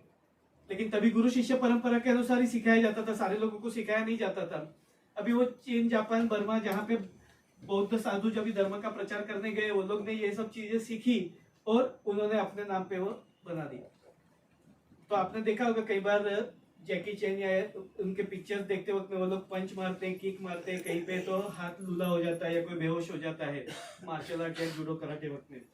तो ये सारे मर्म पॉइंट्स है। मर्म चिकित्सा ये आयुर्वेद का ही एक प्रकार है। जैसे पंचकर्म चिकित्सा है तो वैसे मर्म चिकित्सा, हम लोग कहते हैं ना मर्म स्थान पे घाव कर देना, तो मर्म बिंदु जो है, राइट, हम लोग अक्सर बोलते हैं मर्म और बोट ठेवायचे। हाँ, तो मर्म बिंदु जो होते हैं वो एनर्जी पॉइंट्स होते हैं। अगर वो पॉइंट्स को इंजुरी हुआ तो बीमारी आती है, उसको रिपेयरिंग किया तो बीमारी जाती है। तो ये मर्म चिकित्सा आयुर्वेद का भाग है। और यही मर्म पॉइंट्स के ऊपर जूडो कराटे में, मार्शल आर्ट्स में पंच किया जाता है, किक मारा जाता है। तो ये हमारी चीजें हैं, वो अभी वहां पर जाकर के नए पैकिंग में, वो कहते हैं ना कि नए बोतल में पुरानी दारू तो वैसा वाला हिसाब है वो। तो हम लोगों ने हमारी कदर नहीं की, इसके लिए बाहर वालों ने वो अपने नाम पर कर दिया। अब यहाँ पे आप देख सकते हैं कि वर्तमान समय में ये सारी चीजें, बीमारियां होने की जो वजह हम कह सकते हैं, स्ट्रेस, मानसिक तनाव, दवाइयाँ, pollution, fast food, junk food, addictions, alcohol, smoking और सीडेंटरी लाइफ पैटर्न। लेकिन ये सारे एक्सटर्नल फैक्टर्स हैं, बाहर के फैक्टर्स हैं। बाहर के फैक्टर्स भी हमारी हेल्थ के लिए जिम्मेदार हैं। बाहर के फैक्टर्स की वजह से भी हमें बीमारियां आती है, लेकिन सबसे महत्वपूर्ण है इंटरनल फैक्टर्स। आपका अगर अंदरूनी ताकत अच्छा है तो बाहर का आपके ऊपर ज्यादा प्रभाव नहीं होगा। और ये हम लोगों ने देखा कोविड के दौरान। राइट। जिनके पास में फैसिलिटी थी, लग्जरी थी, वो लोग ज्यादा बीमार थे। और जो लेबर क्लास थे, जो झोपड़पट्टी में रहते थे, जो कंजेस्टेड एरिया में रहते थे, जबकि अच्छे घर के लोग जिनका सोशल डिस्टेंसिंग सबके लिए अलग अलग रूम था और सब हॉस्पिटल में थे, और एक ही रूम में 10-10 लोग रहने वाले, कुछ नहीं हुआ था। राइट? वो तो कोविड पीरियड की बात बता रहा हूं। अभी भी अगर आप देखिए तो अगर पोल्यूशन, हम लोग भी पोल्यूशन में रहते हैं, लेबर वर्कर भी पोल्यूशन में रहता है। हमारे लोगों को अस्थमा है, लेबर वर्कर को अस्थमा नहीं है। हम लोग मानसिक तनाव में रहते हैं, उनके पास भी कल खाने को मिलेगा कि नहीं उसका पता नहीं है। लेकिन उन लोगों को डायबिटीज नहीं है, ब्लड प्रेशर नहीं है, हार्ट प्रॉब्लम नहीं है, एसिडिटी नहीं है, माइग्रेन नहीं है। तो अगर स्ट्रेस हमारे ऊपर असर करता है तो उनके ऊपर भी होना चाहिए। पोल्यूशन अगर हमारे ऊपर असर करता है तो उनके ऊपर भी होना चाहिए। हम लोग तो फ्रूट्स खा सकते हैं, ड्राई फ्रूट्स खा रहे हैं, दूध पी रहे हैं, हरी भाजी खा रहे हैं, सब महंगी चीज खा रहे हैं, उसके बावजूद हमारे विटामिन कम है, कैल्शियम कम है, आयरन कम है। और वो लोग झुणका भाकर और चटनी भाकरी खा रहे हैं, लेकिन उसके बावजूद वो 50 किलो का गोनी उठा सकते हैं, हम नहीं उठा सकते। वो लोग पूरा ट्रक लोड अनलोड कर रहे हैं, वो लोग पत्थर का घमेला भर करके बिल्डिंग में कितने राउंड मार रहे हैं। हम लोग को केवल हमारी बाल्टी लेनी पड़े तो भी उसके लिए हम लोग को दूसरे को बुलाना पड़ता है। तो जो फैक्टर्स हमारे लिए जिम्मेदार है तो वो उनके लिए भी तो जिम्मेदार होने चाहिए, लेकिन उनको तकलीफ नहीं हो रही है क्योंकि उनकी अंदर की स्ट्रेंथ मजबूत है। तो अगर हमें भी अगर हेल्दी रहना है तो हमें अंदरूनी ताकत बढ़ानी पड़ेगी। अगर अंदरूनी ताकत ज्यादा है तो बाहर के फैक्टर्स का आपको उतना ज्यादा प्रभाव नहीं होगा। आपने देखा होगा हम लोग ऑलमोस्ट सभी लोग मिडिल क्लास से हैं, हमारे आसपास में कितने मच्छर हैं, ऑलमोस्ट मच्छर का अनुभव सभी लोगों को होगा। राइट? लेकिन हम लोगों को डेंगू या लेप्टो वगैरह जल्दी से नहीं हो रहा है, और यश चोपड़ा को डेंगू होगा वो गया, क्योंकि उन लोगों को कोई भी तकलीफ की आदत नहीं है। हम लोगों को कंटिन्यू स्ट्रगल करते हैं तो हमारी इंटरनल स्ट्रेंथ बढ़ती है, हमारी प्रतिकार शक्ति बढ़ती है। वैक्सीनेशन का काम क्या होता है? आपको वो तकलीफ का एहसास कराना। वैक्सीनेशन में वो जो भी बैक्टीरिया या वायरस है उसके डेड सेल्स या वीक सेल्स को बॉडी में इंजेक्ट किया जाता है ताकि बॉडी में एंटीबॉडीज तैयार हो जाए और वो सच में जब भी अगर वायरस या बैक्टीरिया आता है तो उसका मुकाबला करे। क्योंकि कभी देखा होगा दुश्मन को तो ही उसका मुकाबला कर पाएंगे ना। तो ऐसे बैक्टीरिया और वायरस स्लम क्लास में और लेबर क्लास में तो वो लोग रोज डाल रहे हैं पेट में। उन लोगों का पानी अनहाइजेनिक है, उन लोगों का खाना अनहाइजेनिक है, वो लोग ऐसे एटमोस्फेयर में रहते हैं, कंजेस्टेड एरिया में रहते हैं, तो उन लोगों की नेचुरल एंटीबॉडीज ही इतनी डेवलप हो गई है कि उनको ऐसे कोई बैक्टीरिया वायरस का असर ही नहीं होता है। कोविड के पहले भी स्वाइन फ्लू वगैरह जितनी भी बीमारियां आई तो उसमें डेथ जो हुए थे वो ज्यादातर रिच क्लास में और अपर क्लास में हुए थे, स्लम एरिया में डेथ नहीं हुए थे ज्यादा। तो अगर जो मच्छर रिस्पॉन्सिबल है तो वो सभी लोगों के लिए रिस्पॉन्सिबल है, तो वहां पे क्यों नहीं हुआ? क्योंकि उनकी अंदर की ताकत ज्यादा थी।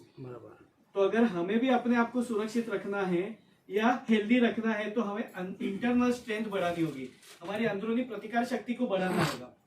और यही प्रतिकार शक्ति बढ़ाने के लिए हमारे पास में ब्रह्मास्त्र है एलिमेंट वेलनेस का।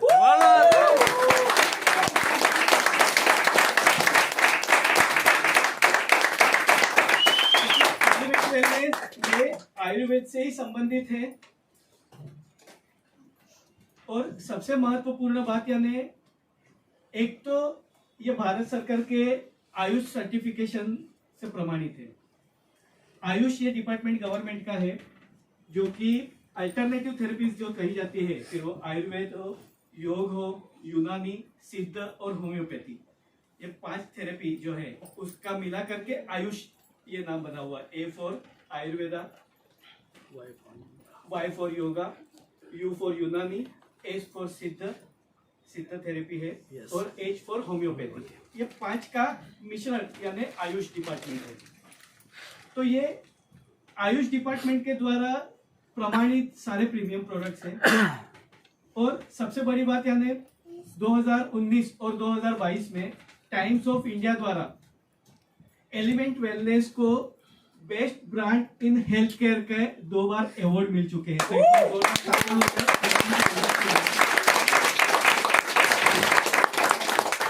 तो अगर ऐसे बेहतरीन प्रोडक्ट्स अगर हमारे हाथ में हैं और उसके बावजूद भी अगर हम बीमार रहते हैं या हमें बार बार बीमारियां होती है, तो ये हमें सोचने वाली बात है कि क्या हम एलिमेंट वेलनेस का ठीक तरीके से इस्तेमाल कर रहे हैं या नहीं कर रहे हैं। बराबर। तो हमें ये सीखना है कि इतना अच्छा हमारे पास में औजार है, शस्त्र है, शास्त्रों पे आधारित है, तो उसका इस्तेमाल करके हम अपने आप को कैसे सुरक्षित रख सके, हमारे परिवार को कैसे सुरक्षित रख सके, और साथ साथ में समाज को भी इसका फायदा कैसे पहुंचा सके। तो हमें फोकस करना है वेलनेस के ऊपर, क्योंकि एलोपैथी इलनेस का शास्त्र है। इलनेस का मतलब होता है बीमारी। अगर आपको बुखार नहीं है तो आप एडवांस में पैरासीटामोल गोली नहीं खा सकते, क्रोसिन गोली नहीं खा सकते। बराबर। वो बीमारी आने के बाद में ही उसका इस्तेमाल करना है। लेकिन अगर आप प्रिवेंशन करना चाहते हैं तो आप आयुर्वेद का इस्तेमाल कर सकते हैं, क्योंकि आयुर्वेद प्रिवेंशन के ऊपर ही आधारित है। स्वास्थ्य से स्वास्थ्य रक्षण, मतलब जिसका भी स्वास्थ्य अच्छा है उसको उसका स्वास्थ्य मेंटेन करना है। लेकिन अगर कोई बीमार भी है तो वो आयुर्वेद की मदद लेकर के बीमारी से वापस से स्वस्थता प्रदान कर सकता है। तो ये आयुर्वेद का मुख्य गोल है। तो हमें फोकस करना है वेलनेस के ऊपर, बीमारी के ऊपर नहीं। बीमारी ना हो उसके ऊपर, क्योंकि बीमारी आने के बाद में वो पूरा डिपार्टमेंट बदल जाता है। अब यहाँ पे जितने भी लोग मौजूद हैं उसमें से कितने लोगों को कोई भी तकलीफ के लिए दवाई लेनी पड़ती है, वो अपना हाथ ऊपर कर सकते हैं। उसमें शर्माने की बात नहीं है। एग्जैक्ट हम जिनको रेगुलरली दवाई लेने की जरूरत पड़े, जैसे किसी को ब्लड प्रेशर की शिकायत हो, डायबिटीज की, थायराइड की, या ऐसी शिकायत की जिसके लिए बार बार दवाइयां लेनी पड़े, कितने लोग हैं? करीबन 70-80 लोग होंगे हम लोग सर। Yes sir. राइट। तो उसमें से कितने लोगों को दवाई लेने की जरूरत पड़ रही है? हार्डली 5 to 10, राइट, यानी हार्डली 10% लोगों को। तो जिनको जरूरत नहीं पड़ रही, ये हमारा मार्केट है। क्या बात है। आप समझ सकते हैं कि 70-80 लोगों में केवल 7-8 बीमार है, बाकी के 60 लोग हेल्दी हैं जिनको अभी तक कुछ दवाइयों की जरूरत नहीं पड़ रही है। तो हम क्या कर रहे हैं, हम वो 7-8 लोगों को ढूंढने निकलते हैं, जबकि 70-80 तो हमारे बाजू में ही है। राइट। तो हमें ये 70 लोगों के ऊपर फोकस करना है, और ये 70 यानी आप सभी लोग। यस। क्योंकि अगर हम हेल्दी होंगे तो हम किसी को हेल्थ दे पाएंगे ना।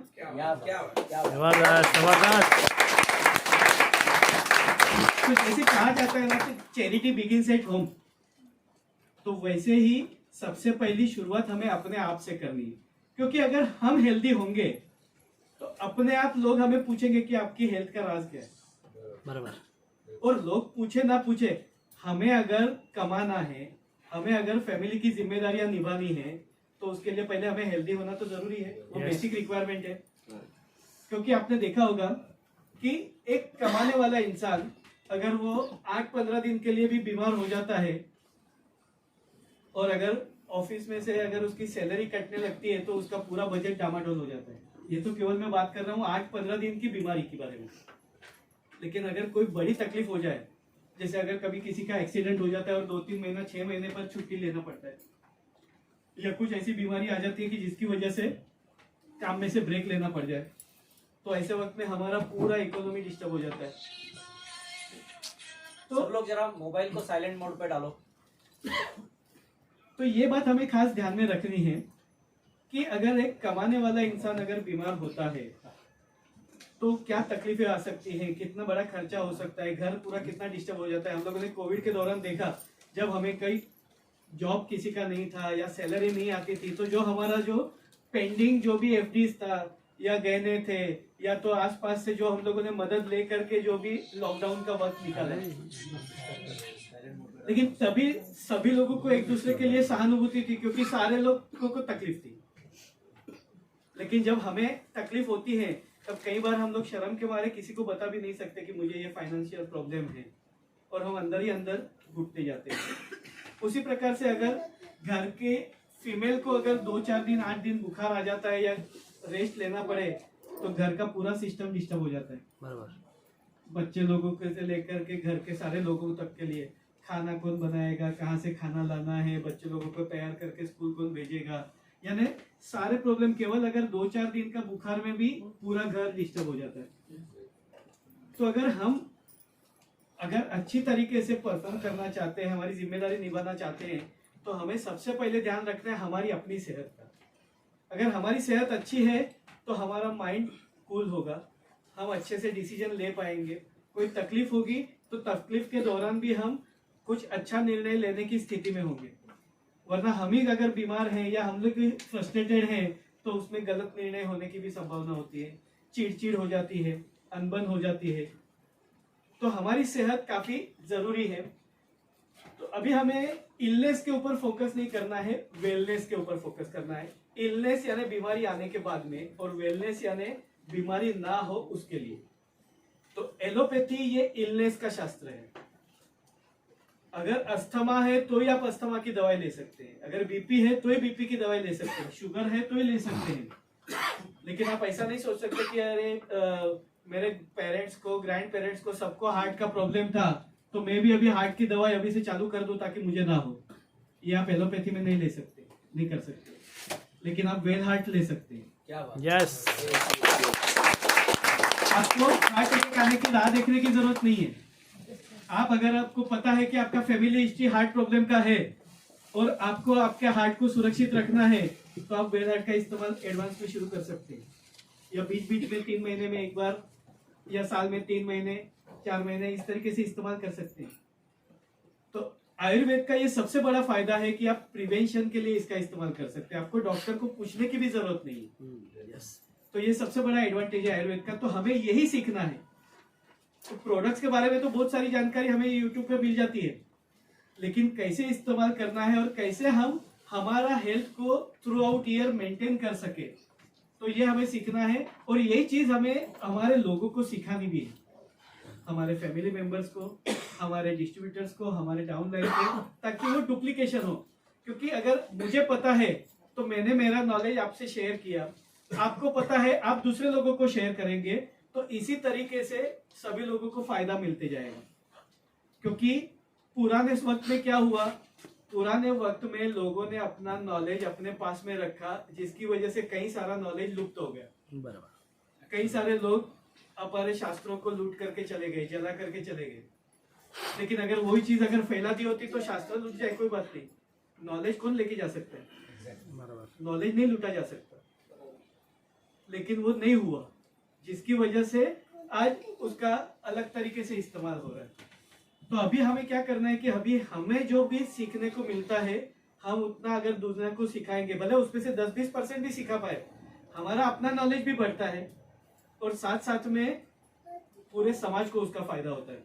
तो ये अगर आप देशभक्ति की बात करना है, यानी केवल वहां पे बॉर्डर पर जाकर के फाइट करना ही नहीं है देशभक्ति। आपका अगर प्रोडक्टिविटी अच्छा हो, आपका काम करने की क्षमता अच्छी है, आप अपना नॉलेज का बेस्ट इस्तेमाल कर सकते हैं और देश के उत्पादन में या देश के विकास में अगर अपना सहयोग दे सकते हैं, तो ये भी तो देशभक्ति है। क्या बात है। यस।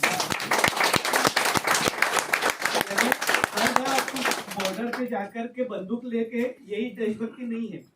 और हमारे पास में सबसे बड़े हथियार एलिमेंट वेलनेस, ये भारतीय विज्ञान, ये भारतीय ब्रांड है। तो ये हमारे लिए मौका है कि हम सही मायने में हेल्थ के मामले में आत्मनिर्भर बन सकते हैं। क्या बात, Yes. क्या बात। तो ये नॉलेज को हमें इस्तेमाल करके उसका प्रचार प्रसार करना है, ज्यादा से ज्यादा लोगों तक बताना है, हमें उसका कंसेप्ट बताना है, किस तरीके से ये काम करता है, उसका फायदा क्या है। तो अपने आप लोगों में अवेयरनेस क्रिएट होगी, लोग उसका इस्तेमाल करना शुरू कर देंगे। यस। अभी जैसे मैंने बताया कि हार्डली बीमारियां 15%, यहाँ पे तो 15% है। अगर हम ये एक रूम की बात करें तो वो 10% ही है। लेकिन अगर हम ग्रोसली देखें तो 15% इलनेस है, लेकिन वेलनेस 85% है, क्योंकि बाकी के लोग जो हेल्दी हैं, हमारी जिम्मेदारी है कि उनको हेल्दी रखें, और जो बीमार हैं उनको भी सहायता दे, ताकि उनकी दवाइयों के डोसेज ना बढ़े। बराबर। जैसे अगर किसी को डायबिटीज है, ब्लड प्रेशर है, हार्ट प्रॉब्लम है, थायराइड है, या अन्य कोई शिकायत है जिसके लिए वो दवाइयां ले रहे हैं, लेकिन एलोपैथी दवाइयों की एक खासियत आपने देखी होगी कि दवाइयों के डोसेज बढ़ते जाते हैं, बीमारियां कम नहीं होती। थायराइड के लिए पहले 25 मिलीग्राम, फिर 50, 75, 100, 150 मिलीग्राम तक जाती है। 150 मिलीग्राम वाली दवाई 25 मिलीग्राम पे कभी नहीं आती है। डायबिटीज के लिए भी दिन में 1 गोली, फिर 2 गोली, फिर 3 गोली, फिर 2 गोली का कॉम्बिनेशन, फिर इंसुलिन इंजेक्शन, डोसेज बढ़ते ही जाते हैं, कभी भी डोसेज कम नहीं होते हैं। क्योंकि क्या होता है, जब आप कोई एक दवाई लेते हैं, शरीर को उसकी आदत बन गई, शरीर उसको रिस्पॉन्ड नहीं देते बाद में। जैसे पहले शुरू में जब पहले दिन अगर आपने कछुआ छाप लगा दिया हो, तो वो अगरबत्ती के स्मेल से मच्छर चले जाते हैं। 4 दिन के बाद में क्या होता है, आसपास ही घूमते रहते हैं। एटलीस्ट वहां पे धुआं रहेगा, वहां पे ही नहीं रहेंगे, बाकी सब जगह पे मच्छर होते हैं और रेजिस्टेंस डेवलप हो जाता है। हाँ। तो अगर आप कोई भी दवाई कंटिन्यू लेते हैं, शरीर को एक बार पता चल गया कि ये दवाई मुझे शुगर के लिए दी गई है या थायराइड के लिए दी गई है, उसके बाद में शरीर उसके सामने अपना शील्ड बना लेता है, अभी मुझे उसका असर नहीं करना, और बाद में फिर वो दवाइयां काम नहीं आती, फिर डोसेज बढ़ाना पड़ता है। और यही वजह है कि आजकल टीबी ड्रग रेजिस्टेंट होते गया है। हाँ। अभी आप लोगों में से ऑलमोस्ट सभी लोगों ने पैदा होते ही पहले 24 घंटे में बीसीजी का इंजेक्शन लिया था। सभी लोगों ने लिया है ना बीसीजी का। Yes. वो टीबी के लिए है। वो अगर 24 घंटे के अंदर सभी बच्चे को बीसीजी का टीका लग गया है, तो टीबी क्यों रहना चाहिए, कैसे रहना चाहिए, आप सोच सकते हैं। लेकिन नतीजा ये है कि टीबी तो कम नहीं हुआ, लेकिन टीबी की दवाइयों से जो टीबी कंट्रोल में आता था, अभी वो दवाइयों से टीबी कंट्रोल में नहीं आता है। तो अभी जो कैंसर के लिए जो दवाइयां इस्तेमाल होती थी, वो दवाइयों से टीबी को कंट्रोल किया जा रहा है। यानी जो काम राइफल से होता था, अभी उसके लिए मशीन गन इस्तेमाल कर रहे हैं। लेकिन अभी वो कैंसर की दवाइयां शरीर में जाएगी तो टीबी के जंतु तो मरेंगे, लेकिन वो केवल टीबी के जंतु को ही मारेगी क्या वो दवाई? वो तो नॉर्मल सेल्स को भी डैमेज करती है। आपने भी कैंसर के केसेस में देखा होगा कि कैंसर की बीमारी की वजह से उतनी तकलीफ नहीं होती है जितनी दवाइयों की वजह से या ट्रीटमेंट की वजह से लोगों को होती है। तो ये ड्रग रेजिस्टेंस टीबी, और ये काफी मात्रा में उसकी वजह से लोग मरते हैं। तो जो न्यूज में दिखाया जाता है कि कोविड से इतने मरे उतने मरे रहे, उससे ज्यादा तो न्यूमोनिया से मर रहे, टीबी से मर रहे। सिर्फ उसका रोज इन्वेस्टिगेशन नहीं होता है, रोज उसके आंकड़े नहीं आते।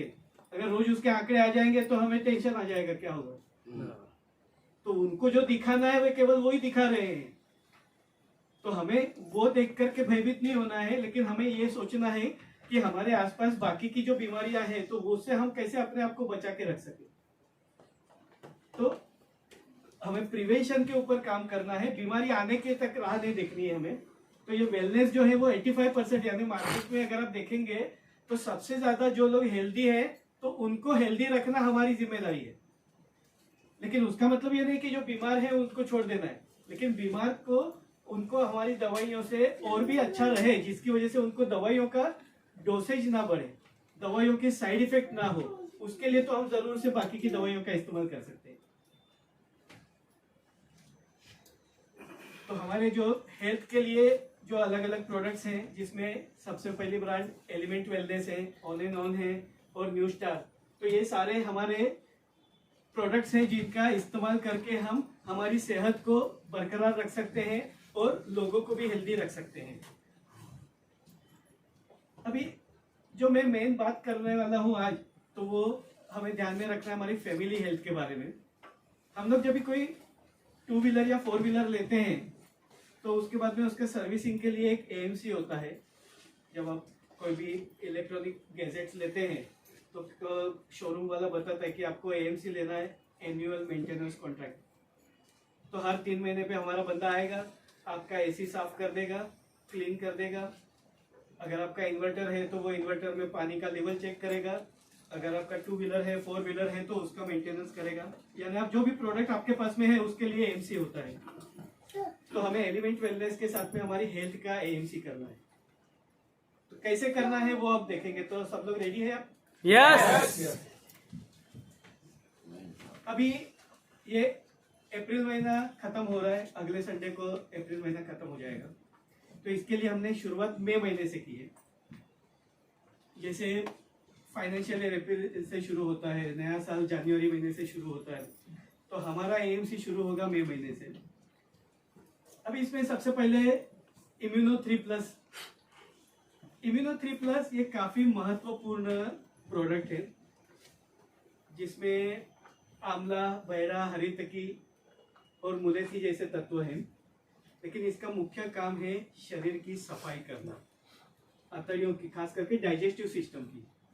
और ऐसा कहा जाता है कि सारी बीमारियों का जड़ पेट है। और आयुर्वेद ने भी कहा है, नेचुरोपैथी में भी कहा है कि जिसका पेट साफ उसके सारे दर्द माफ। क्या बात है, पेट साफ दर्द। बराबर है। ठीक। तो अगर हमें हेल्दी रहना है तो सबसे पहले हमारी अतड़ियाँ साफ होनी चाहिए। और अतड़ियों को साफ करने के लिए इम्यूनो 3+ काफी महत्वपूर्ण है। तो नॉर्मली आप अगर साल भर में, जो लोग हेल्दी हैं तो भी अगर हेल्थ को मेंटेन रखना चाहते हैं तो साल में 3 महीने कम से कम उन्होंने इम्यूनो 3+ का इस्तेमाल करना चाहिए। लेकिन हम देखेंगे कि एक साथ में 3 महीना नहीं ले रहे, प्रिफरेबली। हार्ड एंड फास्ट कोई रूल नहीं है, लेकिन हमें बाकी के प्रोडक्ट का भी इस्तेमाल करके हमारे शरीर की पूरी सफाई करनी है। केवल एक ही प्रोडक्ट से सारी सफाई नहीं होने वाली है। तो ये पहले अतड़ियों की सफाई होगी, क्योंकि अतड़ियां अगर साफ है, अबे आपने अगर समझो कि दोपहर में जो बर्तन में खाना बनाया है बिना साफ किया रात में अगर वही बर्तन इस्तेमाल करेंगे तो फिर आपने कितना भी अच्छा उसमें इंग्रेडिएंट डाला होगा वो खराब हो जाएगा। तो पहले आपको अंदर का बर्तन साफ तो करना पड़ेगा, तब जाकर के आप नई चीज डालेंगे वो प्रिजर्व होगी। बराबर। तो इसके लिए पहले हमने अंदर अभी तक जो कचरा डाला हुआ है, जो हमें पता नहीं है कि वो कचरा है या नहीं है, या हमें जानकारी नहीं थी, या कई बार हमारे भी जीभ के चोचले होते हैं, कई बार जरूरत होती है। अभी आज पूरा दिन अभी यहाँ पे ट्रेनिंग में है तो अभी खाना बनाने को तो टाइम नहीं मिला, तो अभी फिर रास्ते में जो मिलेगा वही हमें खाना है। तो कई बार ऐसा भी होता है।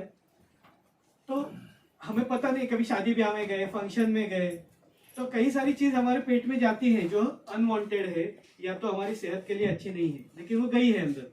तो गई है तो उसको साफ करना भी जरूरी है, बाहर निकलना भी जरूरी है। तो उसके लिए इम्यूनो 3+ काफी अच्छा है। प्रतिकार शक्ति भी बढ़ती है, क्योंकि आंवला जो है विटामिन सी जो प्रतिकार शक्ति बढ़ाने में सहायक है। और आंवला, बैरा और हरितकी ये तीनों को मिला के उसको त्रिदोष नाशक कहा था। यानी वात, पित्त और कफ, ये तीनों को बैलेंस करने वाला है इम्यूनो 3+। यानी कोई भी बीमारी में आपको और कुछ समझ में आए ना आए, आप इम्यूनो 3+ दे सकते हैं। यस।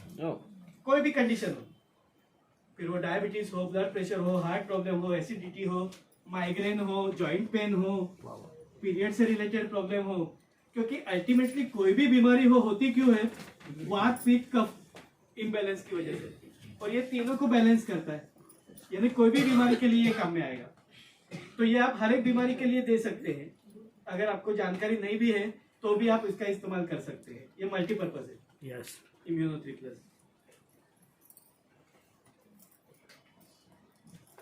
उसके बाद में है डेली डिटॉक्स। यानी मई महीने में हम लोगों ने इम्यूनो 3+ लिया, जून महीने में डेली डिटॉक्स लिया। डेली डिटॉक्स क्यों लेना है?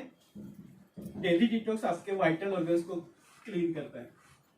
लिवर, किडनी, लंग्स, ये सब जो वाइटल ऑर्गन्स है, अगर वो ठीक से काम करते हैं तो आपको बीमारियां आने की संभावना कम है। बीमारियां क्यों आती हैं? जब आपके महत्वपूर्ण अवयव ठीक से काम नहीं करते हैं तभी जाके बीमारियां आती हैं। और महत्वपूर्ण अवयव क्यों काम नहीं करते हैं? क्योंकि उसमें कचरा जम गया है, टॉक्सिन्स।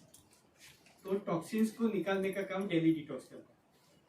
तो जैसे अभी मैंने बताया कि हम लोग प्रदूषण में रहते हैं, तो प्रदूषण हमारे शरीर में जा रहा है।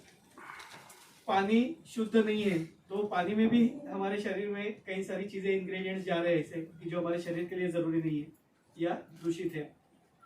खाना हम लोग जो खा रहे हैं, हम लोग भले घर का ही खाना खा रहे हैं, लेकिन वो जो भी फल सब्जियां होती है उसके ऊपर जो जंतुनाशक कीटकनाशक इंसेक्टिसाइड पेस्टिसाइड्स और केमिकल फर्टिलाइजर्स का जो प्रभाव है वो तो हमारे अंदर जा ही रहा है ना, वो तो हम रोक नहीं सकते। भाजी तो जैसी आएगी वही हमें खानी है, फिर उसमें अगर इंजेक्शन मारा हुआ है या दवाई डाली हुई है तो वो भी हमारे शरीर के अंदर जाता ही है। तो ये सारे केमिकल भी हमारे शरीर के अंदर जा रहे हैं।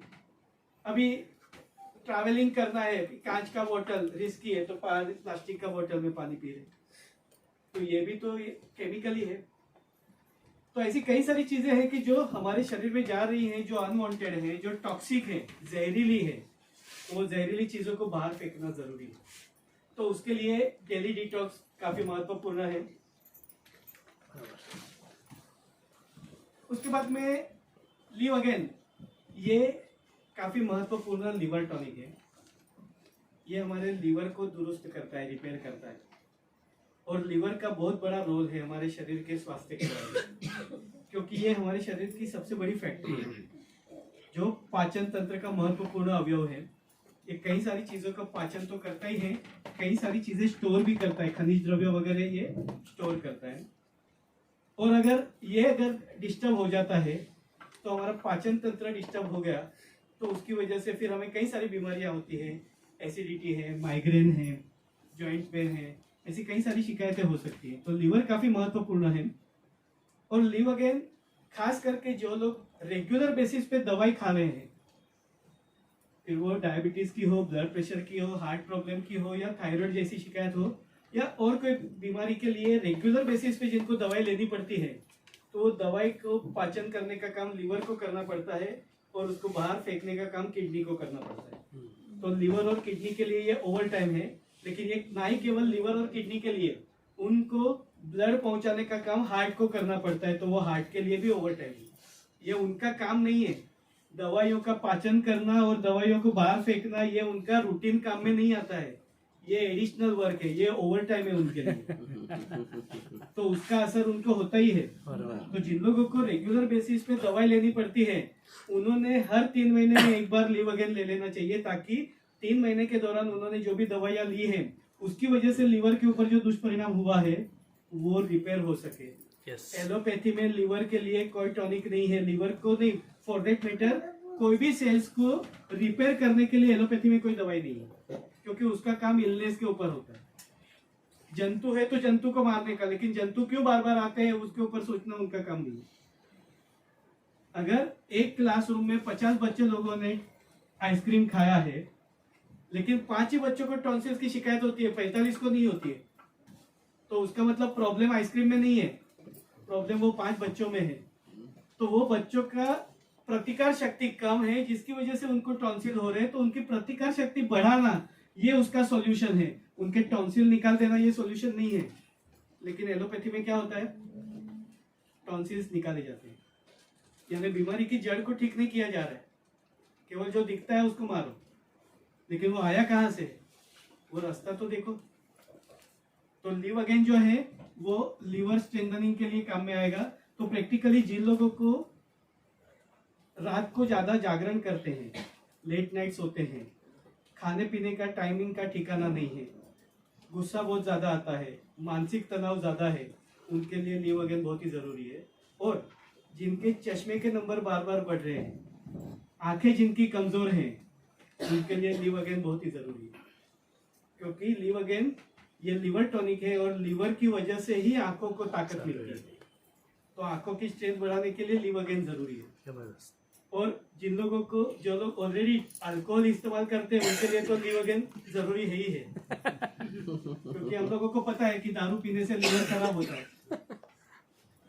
तो एक बार वो ट्रेनिंग खत्म हुई, उसके बाद में एक हाथ उठाया, मतलब क्या हुआ, तो उन्होंने आपने बताया कि लीवर बहुत ही महत्वपूर्ण अवयव है, लीवर को संभालना बहुत जरूरी है और दारू पीने से लीवर खराब होता है, तो क्या हम लीवर को बचाने के लिए हम लोग सोडा या पानी की जगह लीव अगेन के साथ में दारू पी सकते हैं क्या? वो साइंटिस्ट है यार। तो ऐसे साइंटिस्ट एडिक्शन में आपको बहुत लोग मिलेंगे।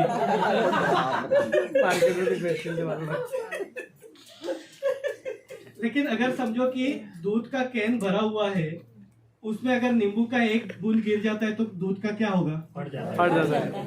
उसके लिए 1-2 लीटर नींबू के रस की जरूरत है क्या? नहीं। तो वैसे ही अगर अमृत कुंभ भरा हुआ हो, उसमें जहर का एक बूंद भी गिर जाए तो वो अमृत भी जहर बन जाता है। यस। तो अगर किसी के दिमाग में अगर ये ख्याल आता भी हो तो वो निकाल देना कि अगर हम मतलब वो अपने आप को एक तसल्ली देंगे कि मैं तो मेरे लीवर को प्रोटेक्ट कर रहा हूँ, मैंने तो थोड़ा पानी बंद कर दिया, अभी तो मैं लीवर के साथ में ले रहा। तो अल्कोहल से, दारू से लीवर खराब होता ही है। तो ये आप ध्यान में रखिए कि लीव अगेन ये उसके लिए जरूर, लेकिन उसका मतलब ये नहीं कि दारू भी चालू रखे और लीव अगेन भी चालू रखे। तो दारू तो बंद करना ही है, वो पहली जरूरत है, लेकिन एटलीस्ट लीव अगेन से लीवर फंक्शन ठीक से काम करेगा तो उसको बाकी की बीमारियां होने की संभावना कम है। उसके बाद में नेक्स्ट मंथ में फाइट स्ट्रेस। ज्यादातर सभी लोगों को स्ट्रेस तो होता ही है, छोटे बच्चों से लेकर के बड़े बुजुर्ग तक सारे लोगों को स्ट्रेस होता ही है। प्रमाण कम ज्यादा होता है, उसका असर कम ज्यादा हो सकता है उसके स्वभाव के अनुसार, लेकिन होता तो जरूर है। और एक सर्वे के मुताबिक जितने भी फिजिकल कंडीशंस है, जितनी भी शारीरिक बीमारियां हैं, उसमें 70% शारीरिक बीमारियां मानसिक तनाव की वजह से। यानी हमें लगता है कि हमें घुटने में दर्द हो रहा है, हमें लगता है हमें कमर में दर्द है, हमें लगता है हमें कंधे में दर्द है, हमें लगता है एसिडिटी हो गया, माइग्रेन हो गया, लेकिन उसकी वजह कहीं ना कहीं स्ट्रेस है। हम लोग कहते हैं ना, जिम्मेदारी का बोझ कंधे पे उठाते, उसके बाद में फ्रोजन शोल्डर हो गया। तभी वो फ्रोजन शोल्डर में आप कितना भी नो वेदना जेल लगाओ या नो वेदना कैप्सूल खाओ, जब तक उसका स्ट्रेस लेवल कम नहीं होगा उसका फ्रोजन शोल्डर ठीक नहीं होगा। ऐसा कहा जाता है कि पुरुष अपने इमोशंस कमर में छुपाता है, इसके लिए जेंट्स को लोअर बैक पेन कॉमन चीज है। उसी प्रकार से स्त्रियों में, खास करके फीमेल्स में, डर जो होता है तो डर की वजह से घुटने का दर्द होता है। अभी घुटने का दर्द, अगर डर दिमाग में है किसी वजह से, बीमारी का डर हो सकता है, अकेले रहने का डर हो सकता है, मौत का डर हो सकता है, कोई भी डर हो सकता है। तो अगर डर ज्यादा है, घुटनों में अगर दर्द हो रहा है, तकलीफ हो रही है, डॉक्टर ने नी रिप्लेसमेंट करवा दिया लेकिन डर तो गया नहीं है ना। तो नी रिप्लेसमेंट हुआ लेकिन दर्द कम नहीं हुआ, क्योंकि डर तो दिमाग में पड़ा हुआ है। बीमारी की वजह क्या थी? डर। तो इमोशंस हमारे शरीर के ऊपर बहुत बड़ा काम करते हैं, बहुत बड़ा प्रभाव डालते हैं। तो इमोशंस के ऊपर कंट्रोल करना जरूरी है। तो इसके लिए फाइट स्ट्रेस देना जरूरी है, ताकि खास करके जिन लोगों को भी बीच बीच में माइग्रेन या हेडेक की शिकायत होती हो, एसिडिटी की शिकायत होती हो, क्योंकि एसिडिटी के लिए कहा जाता है हरी वरी करी, ये उसकी वजह होती है। जिसका उतावला स्वभाव है, चिंता वाला स्वभाव है और तीखा तला हुआ खाना, ये तीन ही वजह से एसिडिटी होती है। तो उसमें दो वजह जो है वो स्वभाव, लाइट कभी आएगी, काम वाली बाई नहीं आई, ये 8:32 को आने वाले थे, 9 बज गए अभी तक क्यों नहीं आए, टेंशन। तो ये जो तनाव है ये तकलीफ बढ़ा देता है। तो इसके लिए फाइट स्ट्रेस बहुत ही जरूरी है, क्योंकि फाइट स्ट्रेस की वजह से तनाव कम होगा, और तनाव कम होगा तो 50-60% जो बीमारियां अपने आप कवर हो जाएंगी। तो इसके लिए इसको बीच बीच में हमें इस्तेमाल करना है, ताकि हमारा बैटरी रिचार्ज हो जाए। बराबर। उसके बाद में वेल हार्ट और वुमेन कंपेनियन। फीमेल के लिए वुमेन कंपेनियन है, लेकिन उसका मतलब यह नहीं कि वो लोग वेल हार्ट इस्तेमाल नहीं कर सकते, क्योंकि उनको भी तो हार्ट है, तो उन्होंने भी इस्तेमाल कर सकते हैं। इनफैक्ट बीच में करना भी चाहिए, लेकिन फीमेल्स को वुमेन कंपेनियन का जरूर से इस्तेमाल करना चाहिए, क्योंकि कई सारी शिकायतें जो होती हैं वो हार्मोनल प्रॉब्लम की वजह से होती है, इरेग्युलर पीरियड्स की वजह से होती है, या पीरियड के दौरान होने वाली तकलीफों की वजह से होती है। किसी को पेट में दर्द होता है, किसी को कमर में दर्द होता है, किसी को चिड़चिड़ होता है, मूड स्विंग होता है। तो ये सारी जो शिकायतें होती है वो हार्मोनल इम्बैलेंस की वजह से होती है। तो जिनको प्रॉब्लम है उनको रेगुलर बेसिस पे कुछ महीने इस्तेमाल करना जरूरी है। लेकिन अगर हेल्दी रहना भी चाहते हैं, रिप्रोडक्टिव ऑर्गन्स को हेल्दी रखना चाहते हैं, तो हर 3-4 महीने में 1 महीना भी ले लिया तो आपके रिप्रोडक्टिव ऑर्गन्स की सफाई काम भी हो जाएगा, और उसके साथ साथ में उनकी क्षमता भी बढ़ेगी। और वेल हार्ट एटलीस्ट 30+ जितने लोग हैं उन्होंने तो वेल हार्ट साल में 2 से 3 महीना लेना जरूरी है। हम लोग अक्सर सुनते हैं कि हार्ट अटैक आ गया, तो हार्ट अटैक आ गया या 90% ब्लॉकेज अचानक से नहीं होते, वो ग्रेजुअल प्रोसेस होता है। आप भी जब भी नए घर में रहने को जाते हैं, बिल्डिंग नया है, घर नया है, तो क्या आपका दूसरे दिन आपका सिंक चॉकअप हो जाता है क्या? तो बाद में फिर उसमें दाल चावल के दाने जाते हैं, फिर कभी कभी चाय पत्ती जाती है, तो ये सब जाके जमा होकर के बाद में फिर कई सालों के बाद में आपका सिंक चॉकअप हो जाता है। तो वैसे ही हमारे शरीर में पहले 10% ब्लॉकेज, 20, 30, 40, ये बढ़ते बढ़ते बढ़ते वो 90% पर जाता है। वो ऑल ऑफ ए सडन 90% कभी नहीं होता है। तो ये ग्रेजुअल प्रोसेस है और कई सारी चीजों का हमारे पे प्रभाव होता है, हमें पता नहीं चलता है। जैसे अगर किसी का नजदीकी किसी रिश्तेदार की डेथ हो गई तो हमें झटका लगता है, कहीं ना कहीं पे हमारे अंदर उसका बदलाव आता ही है, उसका असर तो होता ही है। और पहले से कहा है कि मर्द को दर्द नहीं होता है तो बेचारा रो भी नहीं सकता है। तो सबसे पहले उसके ऊपर ही सवाल उठेंगे, तो वो अंदर के अंदर ही सिकुड़ के रहता है, तो उसके ऊपर और भी ज्यादा प्रभाव होता है। फीमेल तो रो करके सब कुछ रिलैक्स हो जाती है, तो हार्ट के ऊपर जो प्रेशर आना था वो निकल गया। इसके लिए हार्ट अटैक कम आते हैं फीमेल्स में। उसके अलावा कभी जैसे अगर कोई फाइनेंशियल क्राइसिस हो, कभी बिजनेस कम ज्यादा चलता है, सैलरी का प्रॉब्लम या कोई दूसरे खर्चे आ गए, अचानक से फाइनेंस का व्यवस्था करना है, नहीं हो पा रहा है, तो वो भी तो तनाव है, वो कहीं ना कहीं पे आपके हार्ट के ऊपर असर देता ही है। और यही सारी चीजें जब इकट्ठा हो जाती है तभी वो अचानक से ब्लास्ट करता है। तो वो इकट्ठा होने को वक्त देता है।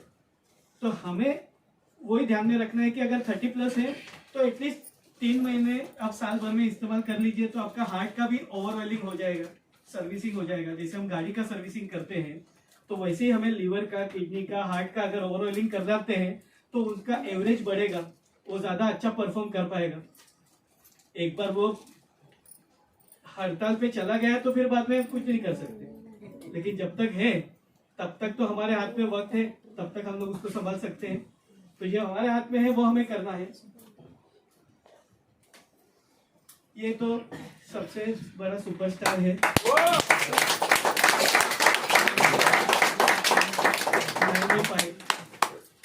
इसमें कई सारी बेरीज है, आंवला है, नोनी है, कई सारी चीजें हैं। लेकिन इसका महत्व क्या है? ये पावरफुल एंटीऑक्सीडेंट है। एंटीऑक्सीडेंट का मतलब क्या होता है कि हमारे शरीर में कई सारे फ्री रेडिकल्स डेवलप होते हैं, यानी विषारी द्रव्य निर्माण होते हैं, टॉक्सिन्स कहते हैं जिसको, आयुर्वेद में उसको आम कहा जाता है। तो ये टॉक्सिन्स जो है वो हमारे शरीर में कोई कोई अवयव में जाकर के डिपॉजिट हो जाते हैं, अपना प्रभाव दिखाते हैं और वो अवयवों की कार्य क्षमता को डिस्टर्ब कर देते हैं। जैसे अगर समझो कि क्लासरूम में अगर एक बच्चा अगर शैतान है, मस्ती करता है, तो पूरे क्लासरूम का ध्यान उसकी ओर जाता है, बाकी के क्लासरूम के बच्चों को भी पढ़ने नहीं देते। तो यही काम फ्री रेडिकल्स का होता है। तो ये टॉक्सिन्स जो है ये हमारे शरीर में जाकर के अगर वो लीवर में इकट्ठा हो गए तो लीवर का फंक्शन खराब कर देते, किडनी में हो गए तो किडनी फेल हो गई। तो यही टॉक्सिन्स जो है जिसको फ्री रेडिकल्स कहते हैं, उसी का नतीजा कैंसर है। कैंसर सेल्स में क्या होता है? कैंसर सेल्स में ये फ्री रेडिकल्स की मात्रा इतनी ज्यादा होती है कि जो सेल्स होते हैं उसकी अनवांटेड ग्रोथ होती है। जहाँ पे 10 कोष पैदा होने चाहिए वहां पे 100 होते हैं, 1000 होते हैं। अभी वो 100 कोषों को भी तो खाने पीने को चाहिए, वो शरीर को खाने की शुरुआत कर देते। अभी हमें जो भी फ्रूट्स मिल रहे हैं, तो अभी हमें पता है अभी मैंगो का सीजन है, लेकिन ज्यादातर मैंगो इंजेक्शन मार करके या तो पाउडर लगा करके पका करके हमारे सामने आते हैं। तो हम तो खा रहे हैं मैंगो, लेकिन हमें उसकी जो एंटीऑक्सीडेंट प्रॉपर्टी मिलनी चाहिए वो नहीं मिल रही, क्योंकि वो केमिकल प्रभाव की वजह से। तो कई बार हमें लगता है कि हम हेल्दी फूड खा रहे हैं, लेकिन उसका बेसिक जो स्ट्रक्चर है वही अनहेल्दी हो गया है। तो ऐसे वक्त में फ्री रेडिकल्स बढ़ जाते हैं। तो अगर हमें मेंटेन करना है तो साल में 2 से 3 महीना अगर हम 95 का इस्तेमाल करते हैं तो हमारे शरीर के जितने भी फ्री रेडिकल्स हैं वो कम हो जाएंगे। तो नए डेवलप होने को टाइम लगता है। पुराने अगर हम लोगों ने क्लीन कर दिए तो नए डेवलप होने को वक्त लगेगा, यानी उसका जो दुष्प्रभाव होगा शरीर के ऊपर फ्री रेडिकल्स का वो हम टाल सकते हैं। तो इस तरीके से 95 काफी महत्वपूर्ण है, क्योंकि इतने सारे फ्रूट्स हम लोग एक साथ में नहीं खा सकते, वो इकोनॉमिकल भी नहीं है। तो उसके सामने एक सैचेट में अगर हमें इतने सारे फ्रूट्स का बेनिफिट एक साथ में मिल जाता है। और सबसे बड़ी बात, ये जो फ्रूट्स होते हैं वो अल्कलाइन होते हैं। हमारा ब्लड अल्कलाइन है, उसका पीएच वैल्यू 7.4 है, जो कि माइल्ड अल्कलाइन है। तो हमें ज्यादा से ज्यादा अल्कलाइन फूड खाना है। तो अल्कलाइन फूड सिर्फ जो फल है और सब्जियां हैं। लेकिन फल भी हम लोग कैसे खाते हैं, अगर हम लोग उसमें नमक मिर्ची लगा करके खाते हैं या मिल्क शेक के रूप में खाते हैं तो वो भी एसिडिक बन जाता है। और भाजी तो हम लोग कच्ची नहीं खाते, हम लोग तो पका के खाते हैं, तेल मिर्ची मसाला तड़का सब कुछ लगता है, तो वो भी एसिडिक ही है। तो हमें जहाँ पे ज्यादा से ज्यादा अल्कलाइन फूड खाना चाहिए वहां पे हम लोग ज्यादा से ज्यादा एसिडिक फूड खा रहे हैं, जिसकी वजह से शरीर में एसिड का प्रमाण बढ़ गया है। और एसिड का प्रमाण बढ़ने की वजह से शरीर में डीजनरेशन बढ़ते जाता है, डैमेज बढ़ते जाता है। तो ये आपको डैमेज कंट्रोल के लिए भी काम में आएगा, रिपेयरिंग के लिए भी काम में आएगा, शरीर का एसिड लेवल कम करने के लिए काम में आएगा। तो 9E5 काफी महत्वपूर्ण है। अभी ये हम लोगों ने जो देखा वही सब आगे रिपीट, हम लोगों ने समझो कि ये 6 महीना लिया, तो ये आगे वाले 6 महीने में आप वापस से वही सीक्वेंस पे रिपीट कर सकते हैं। लेकिन विंटर सीजन में आपको ऐड करना है कवच प्राश। इसका नाम ही है कवच। कवच यानी प्रोटेक्टिव शील्ड। ये बीमारी को, दुश्मन को आपके पास आने से रोकेगा। और ठंडी का जो मौसम होता है, इसके लिए कहा जाता है ठंडी का मौसम सबसे हेल्दी सीजन होता है कि ये 3-4 महीने में आप जो कुछ भी करते हैं उसका इफेक्ट आपको पूरा 12 महीने होता है। तो ये कवच प्राश ये आपके शरीर को रिजुविनेट करने के लिए, इसको रसायन बोलते हैं, रसायन यानी रिजुविनेशन। आपके शरीर का पुनरुत्थान होता है उससे। तो आपकी शरीर की एनर्जी को बढ़ाने के लिए और उसका ताकत को बढ़ाने के लिए काम में आता है। तो एटलीस्ट आप लोगों ने दिवाली के बाद का जो पीरियड है वो 3-4 महीना सभी लोगों ने कवच प्राश ले लेना चाहिए घर में, ताकि सभी लोग, क्योंकि हेल्थ अच्छी रहेगी, आपकी प्रतिकार शक्ति अच्छी है तो बार बार सर्दी खांसी होना, बार बार किसी को बुखार आता है, बार बार किसी का हाजमा बिगड़ता है, ये तकलीफ नहीं होगी। तो अंदरूनी ताकत आपकी मजबूत होनी चाहिए, तो कवच प्राश उसके लिए उत्तम है। जैसे मैंने बताया था कि जो हम लोगों ने देखा वही सब लोगों ने रिपीट किया, जैसे फ्राइड स्ट्रेस है, वेल हार्ट है, 9E5, तो पहले जो लिया वही हम लोगों ने रिपीट किया। एक आपको खास रेगुलर इस्तेमाल करना है, वो है चंपी चैंपियन ऑयल। ये काफी महत्वपूर्ण ऑयल है क्योंकि ये सर से लेकर के पांव तक सभी के लिए काम में आता है। आमतौर पे हेयर ऑयल अलग होता है और बॉडी ऑयल अलग होता है, लेकिन चंपी ऑयल की ये खासियत है कि ये पूरे शरीर के लिए काम में आता है। और इसकी जरूरत क्यों है, एक तो आपको हेड मसाज करना जरूरी होता है कि हेड मसाज करने से आपका मानसिक तनाव कम हो जाता है, ब्रेन की ओर का ब्लड सर्कुलेशन एक्टिवेट होता है, आपको नींद अच्छी आती है, आपका पूरा दिन भर का थकान निकल जाता है, तो उसके लिए काम में आता है। और जिनको भी बॉडी पेन होता है बार बार, जैसे अगर कंटिन्यूस खड़े हैं तो पैरों में क्रैम्प्स आना, कमर में दर्द होना, कंप्यूटर वगैरह ऑपरेट करते हैं तो फिर कंधे में दर्द होना, मस्कुलर पेनिंग, ये शिकायतें होती है, तो ये मसल्स में ड्राइनेस की वजह से, स्टिफनेस की वजह से होती है। तो जैसे अगर हम लोग गाड़ी में अगर ऑयलिंग कर देते तो गाड़ी स्मूथ चलती है, तो वैसे हमारे बॉडी में भी ऑयलिंग चाहिए। आयुर्वेद ने तो अंदर से भी लेने के लिए कहा है, इसके लिए तिल ऑयल का नहीं तो कैस्टर ऑयल का इस्तेमाल किया जाता है, नहीं तो गाय के घी का इस्तेमाल किया जाता है। सुबह में अगर आप 1 चम्मच गाय का घी और गर्म पानी पी लेते हैं तो आपके पूरे पाचन तंत्र को अंदर से लुब्रिकेशन मिलता है। या तिल का ऑयल तो वो उसके लिए काम में आता है। लेकिन चंपी चैंपियन ऑयल जो है वो बाहर से एटलीस्ट अगर आप लेते हैं तो आपके मसल में जो स्टिफनेस आ गया, कई बार हम लोग जैसे अगर थोड़ा लिखना पड़े तो उसके बाद में बच्चे लोगों में हाथ में दर्द होना शुरू हो जाता है। जो लोग कंप्यूटर ऑपरेट करते हैं वो लोग अक्सर कहते हैं कि मेरा अपर बैक पेन हो रहा है, ज्यादातर बैठना पड़े तो कमर में दर्द होने लगता है, बहुत ज्यादा चलना पड़े या खड़े रहना पड़े तो पैरों में क्रैम्प्स आते हैं या पैरों में दर्द होने लगता है, तो ये सारे मस्कुलर पेन है। आयुर्वेद के हिसाब से कोई भी दर्द होता है वो वात की वजह से होता है, और वात होता है ड्राइनेस की वजह से। अगर आप सूखा खाना खाते हैं, रुक्ष आहार जिसको कहते हैं, तो भी वात बढ़ता है, और वात प्रधान जो भी खाना पीना है वो खाने से भी वात बढ़ता है। तो उसके लिए चंपी ऑयल काम में आएगा कि एटलीस्ट आप अपने जॉइंट्स को लगा दीजिए रेगुलर बेसिस पे, जो जो आपके हाथ वहां जहाँ पे पहुंचता है वहां पे आप घुटने के ऊपर, कंधे के ऊपर लगा दीजिए, गर्म पानी से स्नान कर लीजिए, आपका पूरा बॉडी रिलैक्स हो जाएगा, आपकी सारी थकान निकल जाएगी। चंपी चैंपियन ऑयल आप 12 महीने इस्तेमाल कर सकते हैं, ये मल्टीपर्पज है, और एटलीस्ट आप रेगुलर इस्तेमाल करेंगे तो कई सारी तकलीफें आपकी कम हो जाएगी, खास करके मस्कुलर पेनिंग, स्ट्रेस, नींद नहीं आना, सर दर्द होना, ये सारी शिकायतें आपकी कम हो जाएगी चंपी चैंपियन ऑयल से। कॉफनील मल्टीगार्ड ये हम लोग बाद में आगे भी देखेंगे, जो भी हमें बाकी की कंडीशंस देखनी है तो उसके साथ में हम लोग ये देखेंगे। तो कॉफनील ये बहुत ही ज़रूरी ध्यान में रखनी वाली चीज़ है कि एलोपैथी में जो भी कफ सिरप होते हैं उसमें नींद लाने वाली दवाई होती है, और इसके लिए उसमें स्पेसिफिकली डॉक्टर भी कहते हैं कि अगर आप ड्राइविंग करते हो तो आप कफ सिरप मत लीजिए, उसमें ड्राउजीनेस आता है। तो वो खांसी को कम नहीं करता है लेकिन वो ब्रेन को सीडेट करता है, जिसकी वजह से नींद आती है तो आपको खांसी नहीं आती, क्योंकि आमतौर पे सोने के बाद में खांसी नहीं आती। तो वो उसका फॉर्मूला है, यानी वो खांसी के लिए काम नहीं करता है, जबकि कफनील जो है वो खांसी के लिए काम करता है। और आपने सुना होगा कि खास करके कई सारे स्कूल और कॉलेज के बच्चे लोग एडिक्शन के लिए कफ सिरप का इस्तेमाल करते हैं। कई बार हम लोग न्यूज़पेपर में देते हैं, न्यूज़ चैनल में आता है, क्योंकि उसमें जो इंग्रेडिएंट है वो हैबिट फॉर्मिंग भी है और उससे नशा ऐसा मतलब ड्राउजीनेस आता है, तो बच्चे लोगों को वो अच्छा लगता है। और प्लस कफ सिरप ले रहे तो कोई मना भी नहीं कर सकता है, क्योंकि बाकी का कोई भी गांजा या चरस या कोई भी अगर इंग्रेडिएंट लेते हैं तो नजर में आएगा, पैसा भी ज्यादा लगता है उसमें। और इसी की वजह से कई सारे कफ सिरप विदेश में बैन हो गए जो भारत से जाते थे। यस। जबकि अपना कफनील है वो लिक्विड नेचुरल इंग्रेडिएंट्स हैं, तो छोटे बच्चों से लेकर के बड़े बुजुर्ग तक सबके लिए सेफ है, डायबिटिक पेशेंट के लिए भी सेफ है, और इससे कोई ड्राउजीनेस नहीं आता। यानी अगर आप ये लेकर के बाद में अगर आप ड्राइविंग भी करते हैं तो भी कोई धोखा नहीं है। तो ये काफी महत्वपूर्ण बात है जो आपको ध्यान में रखनी चाहिए।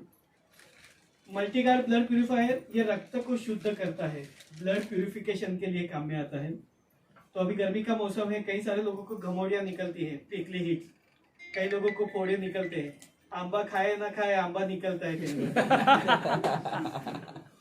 तो उसके लिए मल्टीगार्ड ब्लड प्यूरिफायर काफी महत्वपूर्ण है। तो जिनको भी पिंपल्स होते हैं, स्किन प्रॉब्लम होते हैं, खुजली आती है, फंगल इन्फेक्शन होता है, तो हम लोग कहते हैं कि आपका खून खराब है। एक सामान्य आम इंसान के लिए समझाने के लिए बताया जाता है कि आपका खून खराब है, तो इम्प्योरिटी है, तो वो ब्लड प्यूरिफायर है, तो ये आपके खून को अंदर से साफ करेगा।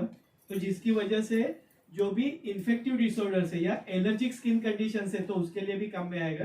खास करके डेंड्रफ वगैरह हो जाते हैं, फोड़े फुंसियाँ हो जाती है, इचिंग आता है, तो उसके लिए मल्टीगार्ड ब्लड प्यूरिफायर काफी महत्वपूर्ण है।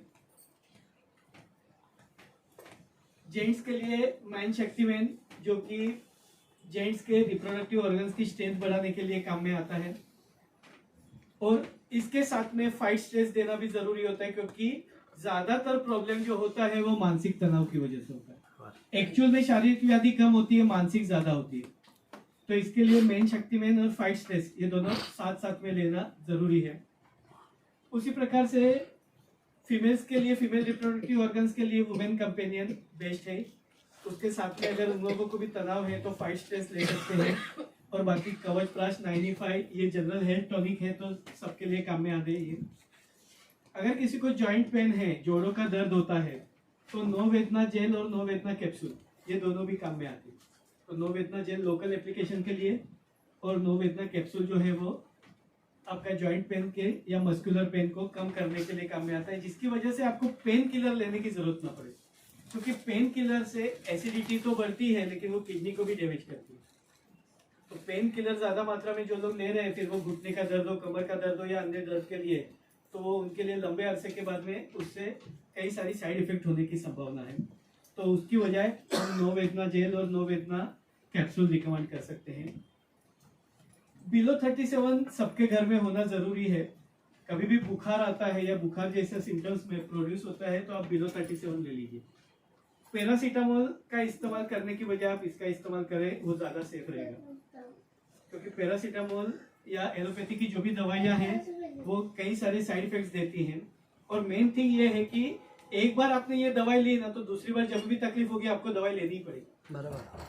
अगर आप छोटे बच्चों को अगर एक बार एंटीबायोटिक्स दे देते हैं तो उसके बाद में जब भी उसको बुखार आएगा या खांसी होगी आपको एंटीबायोटिक्स देना ही पड़ता है।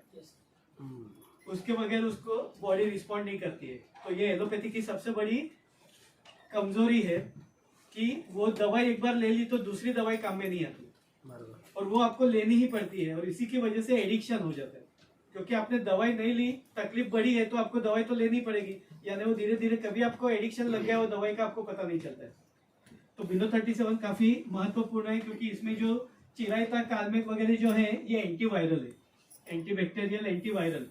वायरस के लिए एलोपैथी में कोई दवाई नहीं है। आप देखेंगे तो जितने भी वायरल इन्फेक्शन है, फिर वो ऑर्डिनरी सर्दी खांसी का, रनिंग नोज जिसको हम कहते हैं राइनाइटिस, तो कॉमन कोल्ड, ये भी वायरल इन्फेक्शन है।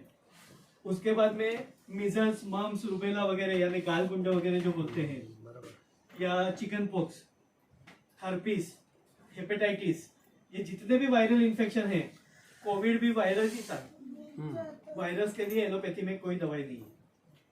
तो इसके जो इंग्रेडिएंट है, चिरायता है, कालमेघ है, ये एंटी वायरल है, गुरुची वगैरह है, ये एंटीबैक्टीरियल है। तो ये आपको मल्टीपर्पज, ऐसे जो भी इन्फेक्टिव डिसऑर्डर्स होंगे उसके लिए भी काम में आएगा। तो ये आपके घर में फर्स्ट एड के रूप में होना चाहिए कि अगर बुखार आता है तो आप बेहिचक बिलो 37 का इस्तेमाल कर सकते हैं। यस। उसके बाद में वुंड हीलिंग क्रीम है, कोई भी जख्म के लिए, अगर कहीं पे चोट लग जाती है, स्किन टेयर हो जाती है, फोड़े फुंसियां अगर ब्रेक हो जाती है, घाव हो गया है, तो वुंड हीलिंग उसके लिए काफी महत्वपूर्ण है क्योंकि ये नेचुरली स्किन को रिपेयर करता है। एंटीबायोटिक क्रीम जो होते हैं ना, वो केवल जंतु को मारते हैं। अगर इन्फेक्शन है तो वो किल होगा, लेकिन वो स्किन को साथ में लाने का जो प्रोसेस है वो नहीं करते। ये जो वुंड हीलिंग क्रीम है, ये आपकी स्किन को रिपेयर करके दोनों स्किन के लेयर को साथ साथ में लाता है, जिससे वुंड क्लीन होता है, हील होता है। क्या बात है। सुपर है। जबकि एलोपैथी में ऐसा नहीं होता है। एलोपैथी में केवल इन्फेक्शन के ऊपर काम करता है, बाकी का प्रोसेस तो शरीर अपना ही करता है, लेकिन ये शरीर के प्रोसेस को मदद रूप होने का काम करता है। तो ये काफी महत्वपूर्ण है। ये भी हम घर में रख सकते हैं। चोट वगैरह लग जाए, कभी हाथ भी छिल जाए, कट जाए, तो तुरंत से लगाने के लिए काम में आता है, ताकि हमें दूसरी दवाई लेने की जरूरत ना पड़े। फीलिंग, ये आयरन टॉनिक है। भारत में ऐसा देखा गया है कि ज्यादातर स्त्रियों का हीमोग्लोबिन लेवल कम होता है। हम लोग कई बार मेडिकल कैंप करते हैं, ब्लड डोनेशन ड्राइव करते हैं, तो फीमेल्स आती है ब्लड डोनेशन के लिए, उसमें से 50% फीमेल्स को तो वापस भेजना पड़ता है क्योंकि उनका हीमोग्लोबिन 10 से नीचे होता है। तो हीमोग्लोबिन कम होना ये कॉमन कंडीशन है इंडिया में, फीमेल्स के लिए तो खास। तो उसके लिए फिलिंग, कैप्सूल और लिक्विड, ये दोनों ही महत्वपूर्ण है ब्लड को बढ़ाने के लिए, हीमोग्लोबिन बढ़ाने के लिए। जिनको भी किडनी स्टोन का प्रॉब्लम है उनके लिए यूरिफ्लश प्लस 3+ और यूरिफ्लश 3 लिक्विड, ये दोनों काम में आते हैं। एलोपैथी में किडनी स्टोन के लिए कोई दवाई नहीं होती, वहां पे केवल या तो लेजर ट्रीटमेंट करना है या सर्जरी करना है। बराबर। उसको डाइल्यूट करने के लिए भी कोई दवाई नहीं है, वो लोग अल्टीमेटली आयुर्वेदिक ही दवाई देते हैं। बराबर। उसी प्रकार से हेपेटाइटिस या जॉन्डिस हो जाए तो भी बाद में आयुर्वेदिक ही लिवर टॉनिक दिया जाता है। एलोपैथी में लिवर टॉनिक ऐसी कोई सिस्टम ही नहीं है। यानी लिवर को, किडनी के सेल्स को रिपेयर करने के लिए एलोपैथी में कोई इंग्रेडिएंट नहीं है, क्योंकि वो केमिकल बेस्ड दवाइयां हैं और ये जड़ी बूटी बेस्ड दवाई है। तो ये रिपेयरिंग करने का भी काम करती है।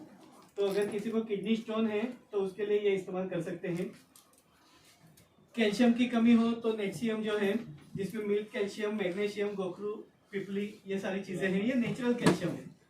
एलोपैथी जो कैल्शियम होता है वो केमिकल बेस्ड कैल्शियम होता है, जिसकी वजह से किडनी स्टोन हो सकते हैं। कैल्शियम अगर ब्लड वेसल्स में डिपॉजिट हो जाए तो ब्लॉकेजेस भी हो सकते हैं, या फिर वो कैल्शियम अगर शरीर में जमा होने लगे तो वो नुकसान भी करता है, क्योंकि वो केमिकल बेस्ड कैल्शियम होता है। ये नेचुरल कैल्शियम है, तो ये शरीर आसानी से स्वीकार सकता है, उसको पचा सकता है। तो ये कैल्शियम की कमी के लिए इस्तेमाल कर सकते हैं।